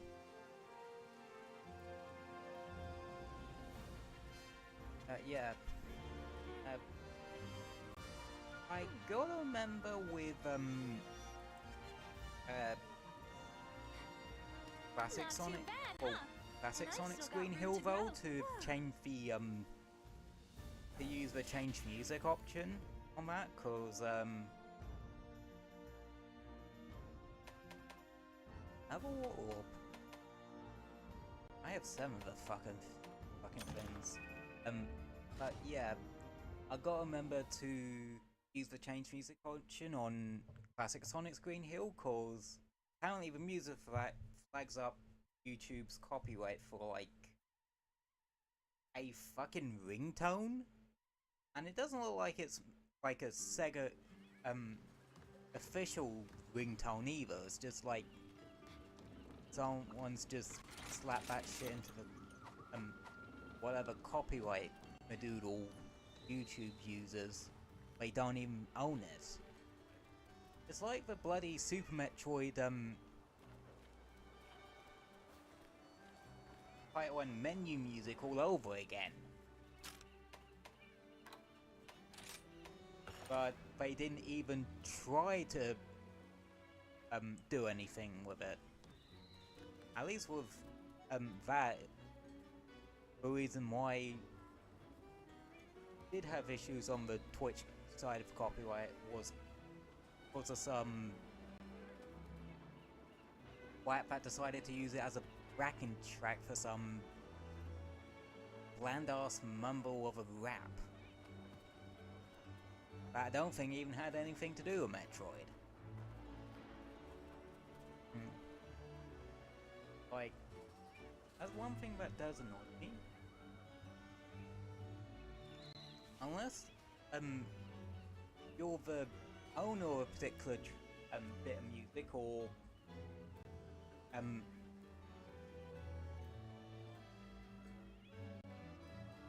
they're specifically using your cover of it. Shouldn't be. You shouldn't be putting any sort of fucking copyright on that. Like, or copyright claim on that. Well, I think on both sides that shit's automatic, like, anyway, because honestly that's one part of that sort of thing that it actually makes sense for it to be automatic. Because an AI could probably recognize that better than a human can. Whereas with other things like bloody monetization things, and especially made for kids stuff, yeah, no, it should only be left to real people. Need hard claws. Oh, before we go on Zatsu, let's have a look at where we can. What's the best point of order we're at? Hard claw. Yeah, it definitely seems like with that, capturing it would be the better play. What's the broken part rewards? Okay, so front claws, but those are always a pain to do, and it might be worth doing the capture for that anyway to make life a bit easier with the tail as well, because the hard claw and the tail are the two pain in the arse parts. Now, know that I say those two are not like the gem or the mantle. That's because those are all, like, on any monster, those are always the pain in the arse. So that's sort of general amongst any monster that has those. Well, I do have 2 mantles, so that's good.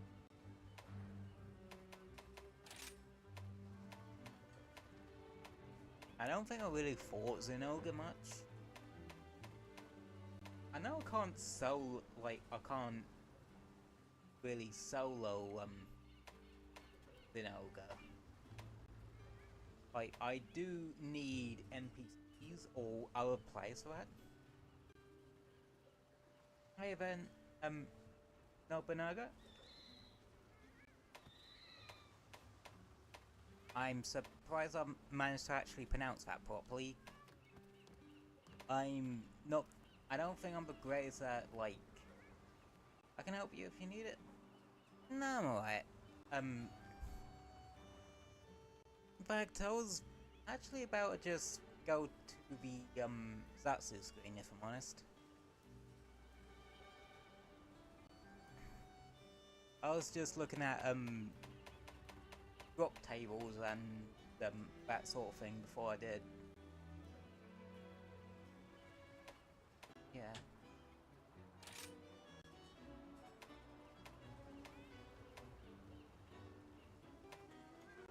But yeah. Oh yeah, it seems like Mizu with, Athlos and Espinas, all the harder parts to get, it does seem like, capturing's probably going to be the easiest way for me to do it. I might try to attempt to, do Espinas with NPCs off stream at some point. Actually, whilst we're here, I might want to have a look at our trap supply. Okay, I have... Okay, so suppliers make pitfall and shock traps. I got more than enough for that. Shrink bomb.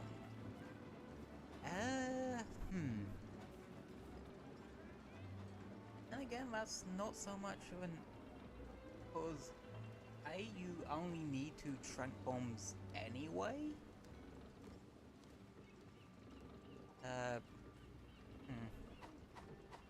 But to be on the safe side, I might want to actually switch my Argosy to sleep herbs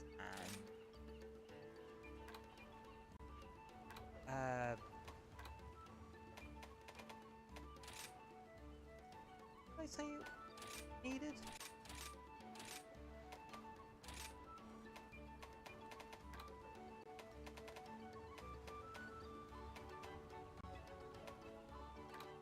Ah, power shrooms. It was sleep herbs and power shrooms.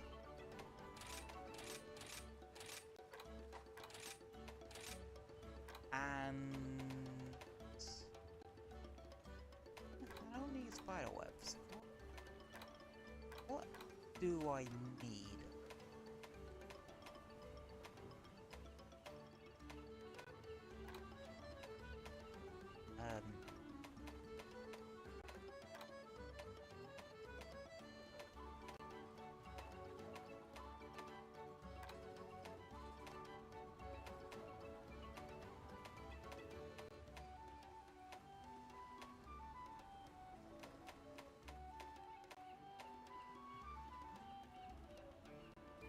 Yeah, combusted good play.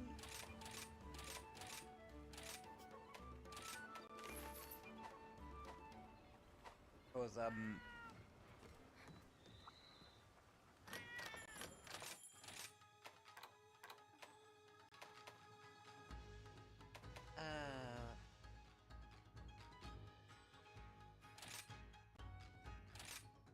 mushroom.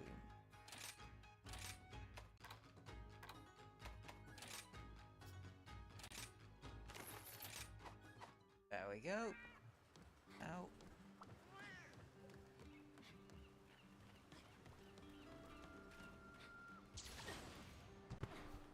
Monster Hunter, it's just as much about the prep work as it is the actual hunt itself.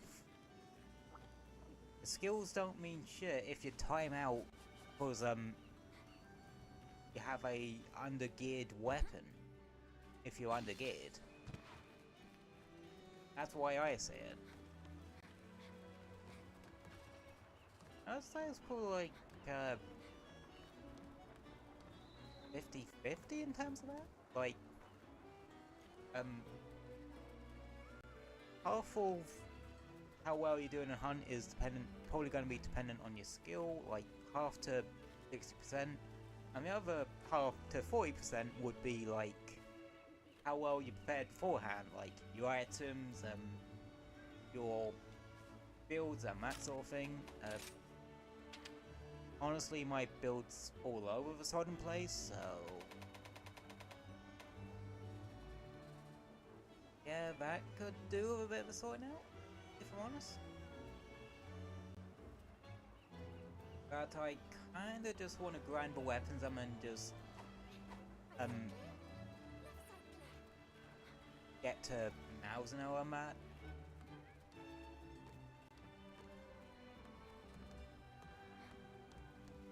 Just cause I do want to beat Sunbreak's final boss sometime before Worlds comes out, you know? But yeah.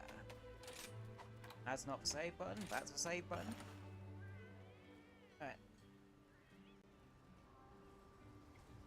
Alright. In that case, let's transition to the post game.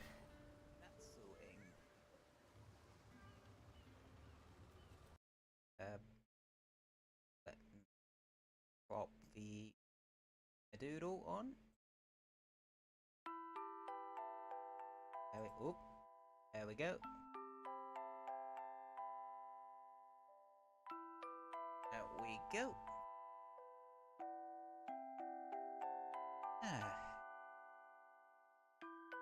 But yeah, soon. I just like to have a little 10-20 minutes sort of ramble before I end. I don't know, just a bit of a habit I've picked up from other VTubers and that. Like, I know it's a habit I picked up from Miyoshi and that. Because, yeah. And then again, she's more of a, he likes a good, chat about one. But,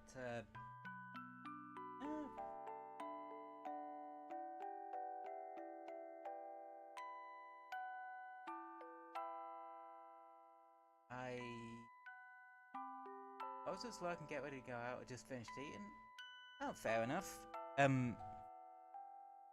don't mind you lurking. Like, most of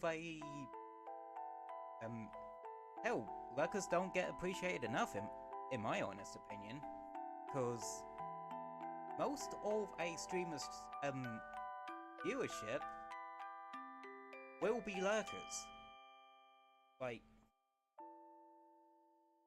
that's why you should,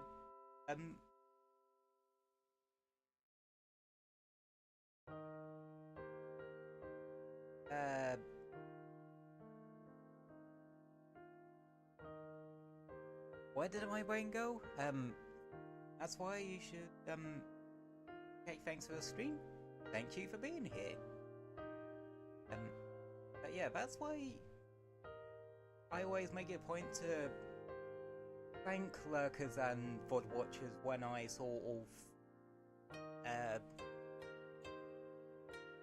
do the, what's it called? Oh yeah, when I sign off, if you will. I always make sure to thank lurkers and VOD watchers and that.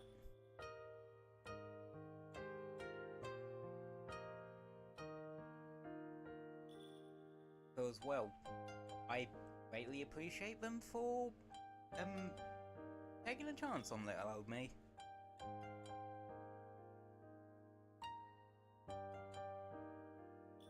And yeah,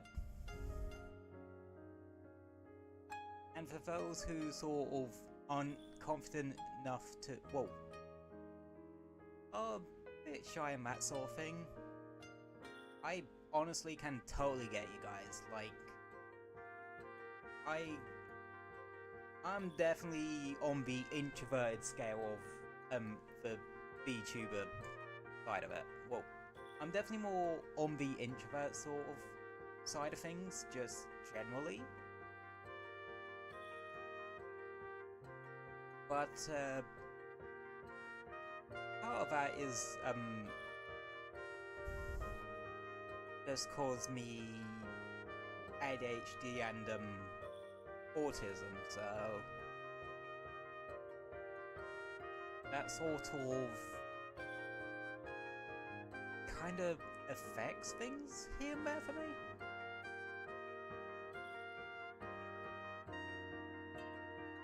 Like,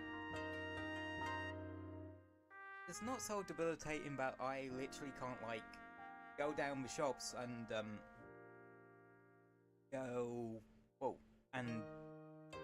go buy stuff without someone there being there with me. No, I can definitely do that on my own. But it does affect me in like a more social setting. One, like, socializing actually does take it out of me.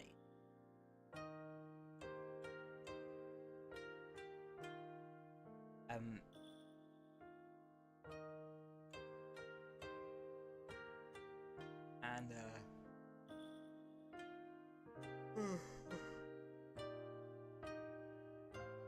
yeah, I do find socializing actually kind of tiring sometimes. Even like when it's family, I sometimes get kind of tired out when my sisters visit Matt. But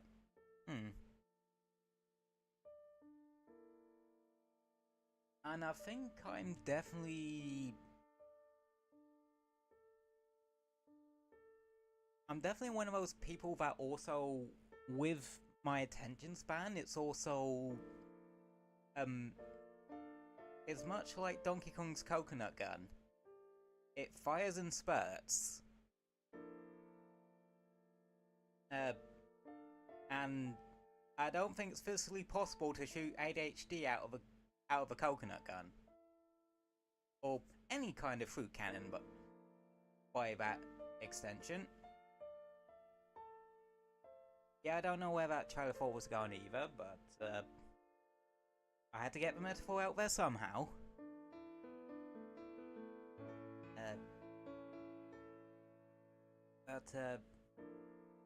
Yeah, I just have trouble with certain aspects of things. Like,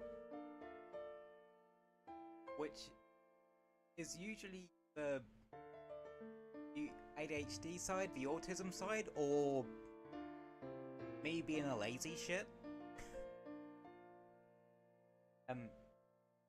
Motivation, that's partly my lazy streak, partly my ADHD, because there's some days, like, I have genuine trouble motivating myself to do something.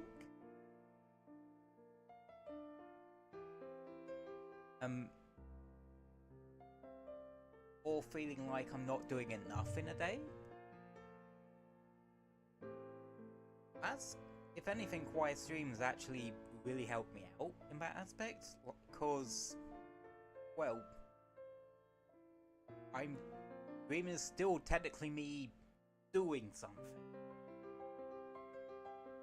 It does happen to also encompass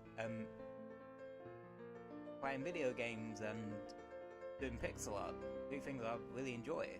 Hell, since I started streaming, I've really, really started, well, enjoying my pixel art even more. And I've gotten a lot better at it too.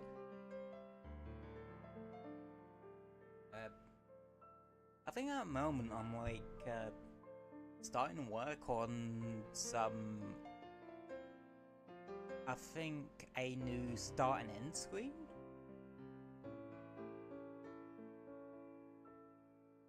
For start, end, and be right back screen I'm currently working on, cause I don't know, I feel like I could improve it. Plus, it kind of sticks out like a sore thumb when you realize the fact that the background images I use for Zatsu and games scenes are just random pixel art landscapes I just done. So I'm kind of thinking of bringing the start, end, and be right back screen scenes into that a little bit. You know what I mean? Like, really gets that side of my brain fired up. Which,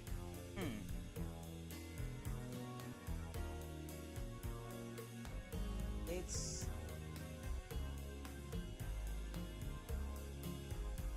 I don't know, has really helped.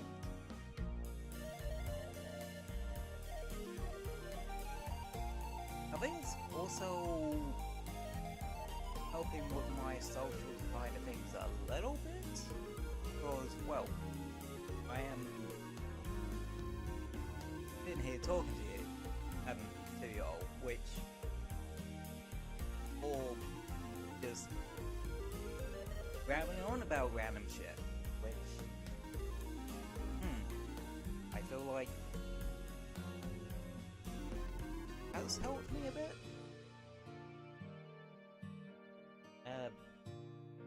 Still a little bit too scared for collabs though.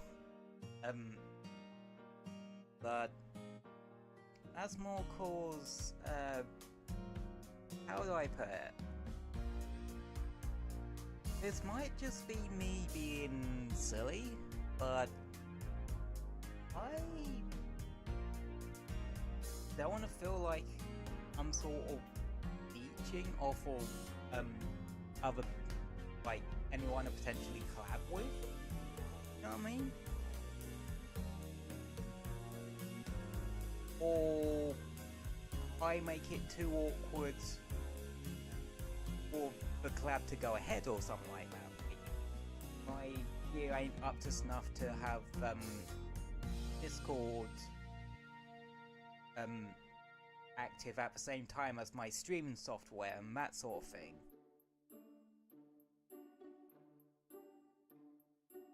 Because I don't have that massively powerful of a laptop. Like, which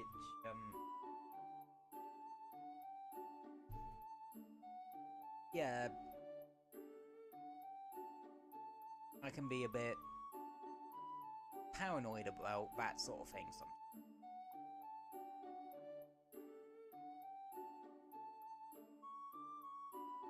And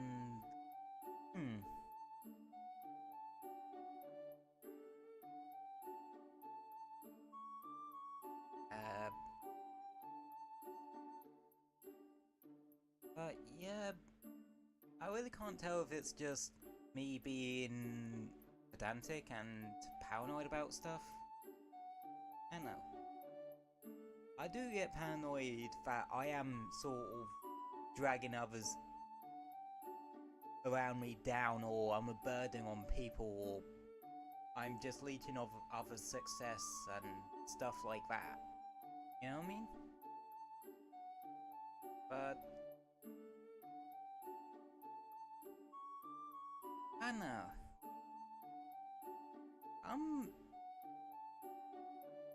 How do I put it?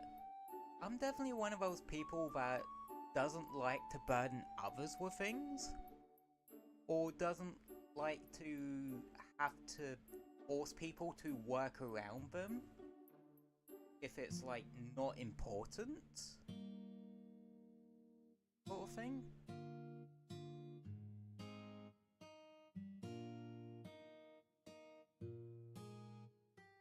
But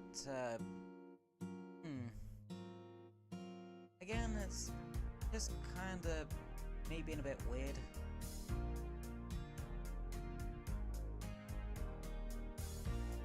But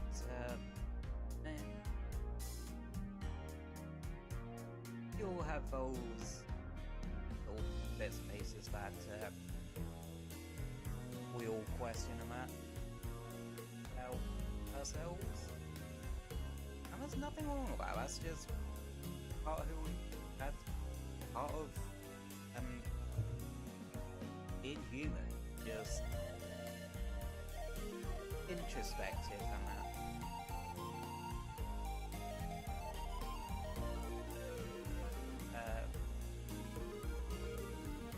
But yeah. In terms of anywho, now to transition to something completely different. I forgot to put my socials on this version of chat overlay, haven't I? I'll make sure that's on there for next week. Speaking of next week's schedule. I haven't made it yet. Yeah, for those of y'all who are new here, I never make my schedule before like Sunday or Monday, just cause where I live with other people, well, where I still live with my parents and that, I sort of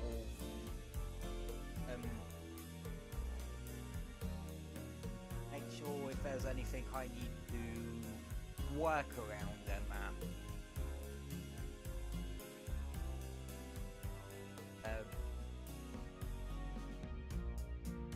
Like something's happening that I need to work around.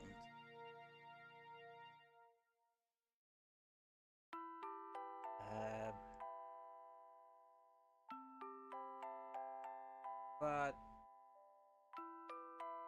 I think what I'm gonna start giving you guys and like doing is just use like just muse out loud what could be on this what content could be on the schedule.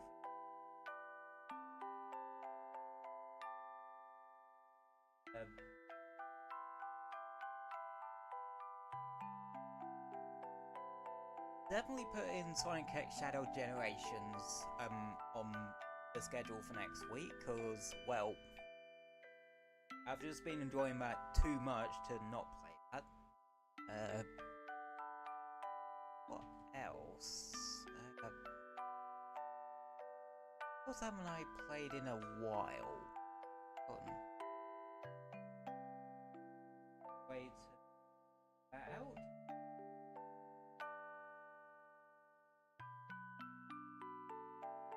Look on the well.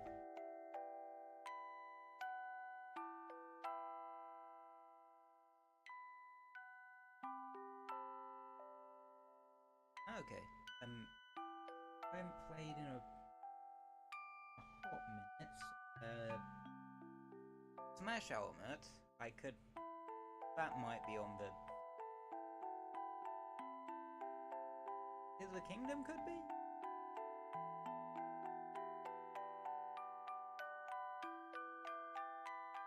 And as the only ideas I can think of. I know.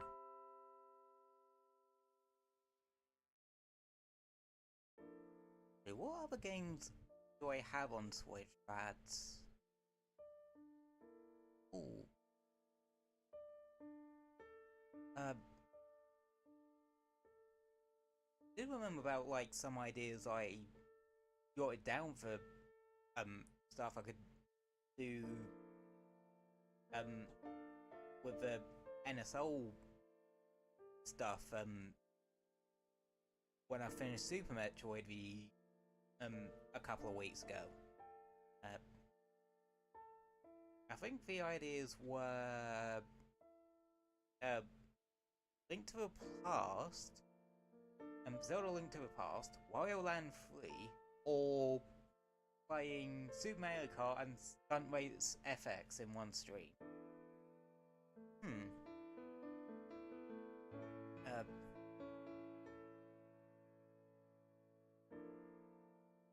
Maybe Mario Wonder?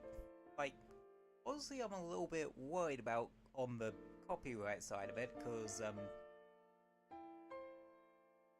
when I tried to, well, when I did first time round, there was a little bit of an issue with it there, so that makes me a bit worried about, like, with more recent Mario titles.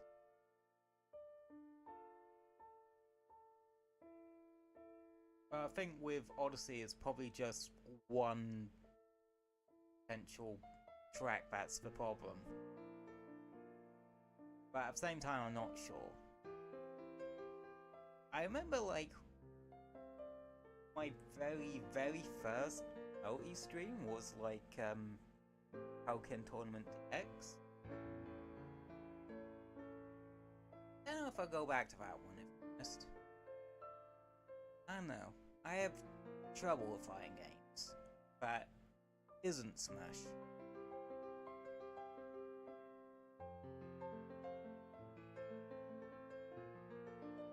I think one of the weirdest, like, random sort of tangent, well, random sort of games I tried was, like, Disgaea 6.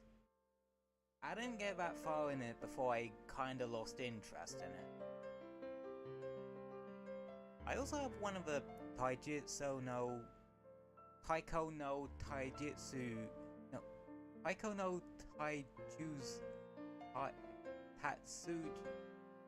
no Tatsujin games on here. That, my Japanese reading comprehension is like -20. My English reading comprehension is about -10, so we're doing well. Yeah, I don't have one of those on here. Don't think I would be brave enough to stream that. Not unless I wanted copyright claim to Buggery and back. And with, I do have Kirby's Return to Dreamland Deluxe on here, but if I'm honest, I've kind of been put off streaming Kirby. Like, that's one series I have been kind of put off streaming. Which is weird, because I love Kirby games.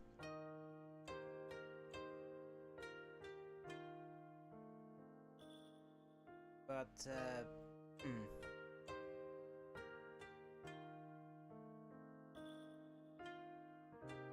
I know, I think I'm more worried about, it dragging out the little teamies I'm at. But, hey ho. It's just how it is. God, that's one game I haven't played, in goddamn ages. Disney Speedstorm. I think I just stopped playing it altogether when they changed, like, how you level up your character, how leveling up your characters work. Oh fuck, that's another one that's one I'm actually close to the end, story-wise. Daemon X Machina. Yeah, I'm actually, like, super close to the end of that.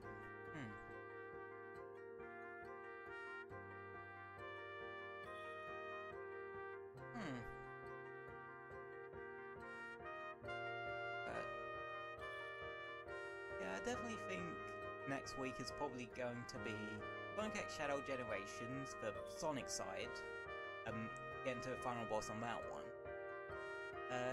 Maybe some Smash Ultimate, and probably some Tears of the Kingdom. Because with that, I think I do need to get back to gearing up, because last time with that we finished the Lightning Temple. Which is actually my current favourite temple in the game, because it was actually really fun. And I did like how, well, it was more linear, but they all had like, I know the Wind Temple did have like a central theme of like wind currents and unorthodox uses of using a map. But I think the sand pile and mirror motif of the Lightning Temple, well, I don't know, that whole temple, even though the only really other traditional Zelda game I played was Phantom Hourglass, the Lightning Temple definitely felt more in tune with that. Yeah.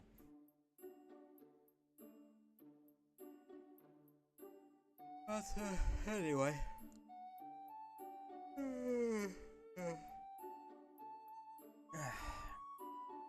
A bit knackered. I need to actually get up I think I want to actually get up a decent time on the morning, because stuff I'm doing tomorrow.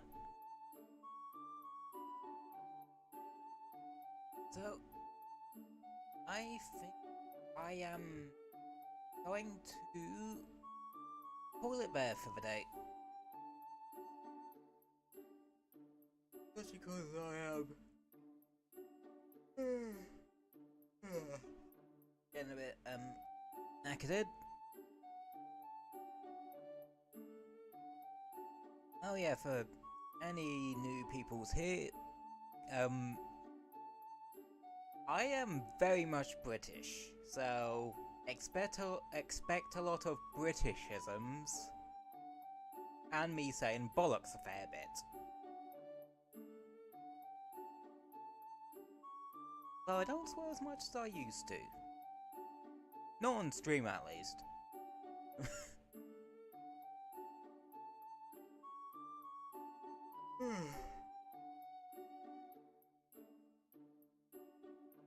Call it, there for today.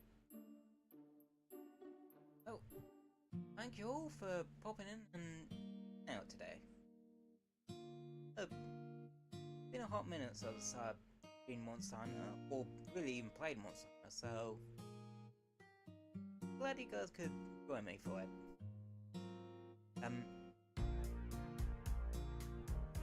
you all for popping in. Doesn't matter if you've been chatting, lurking, or voting. You all are awesome. Thanks for popping in for a bit. I hope you all stay safe and have a wonderful weekend. Good night, everybody, and I will see you next week. I should have my schedule hopefully up on Sunday or Monday, as per usual. Sunday and Monday British time, because but us Brits are in a weird ass time zone. Anyway,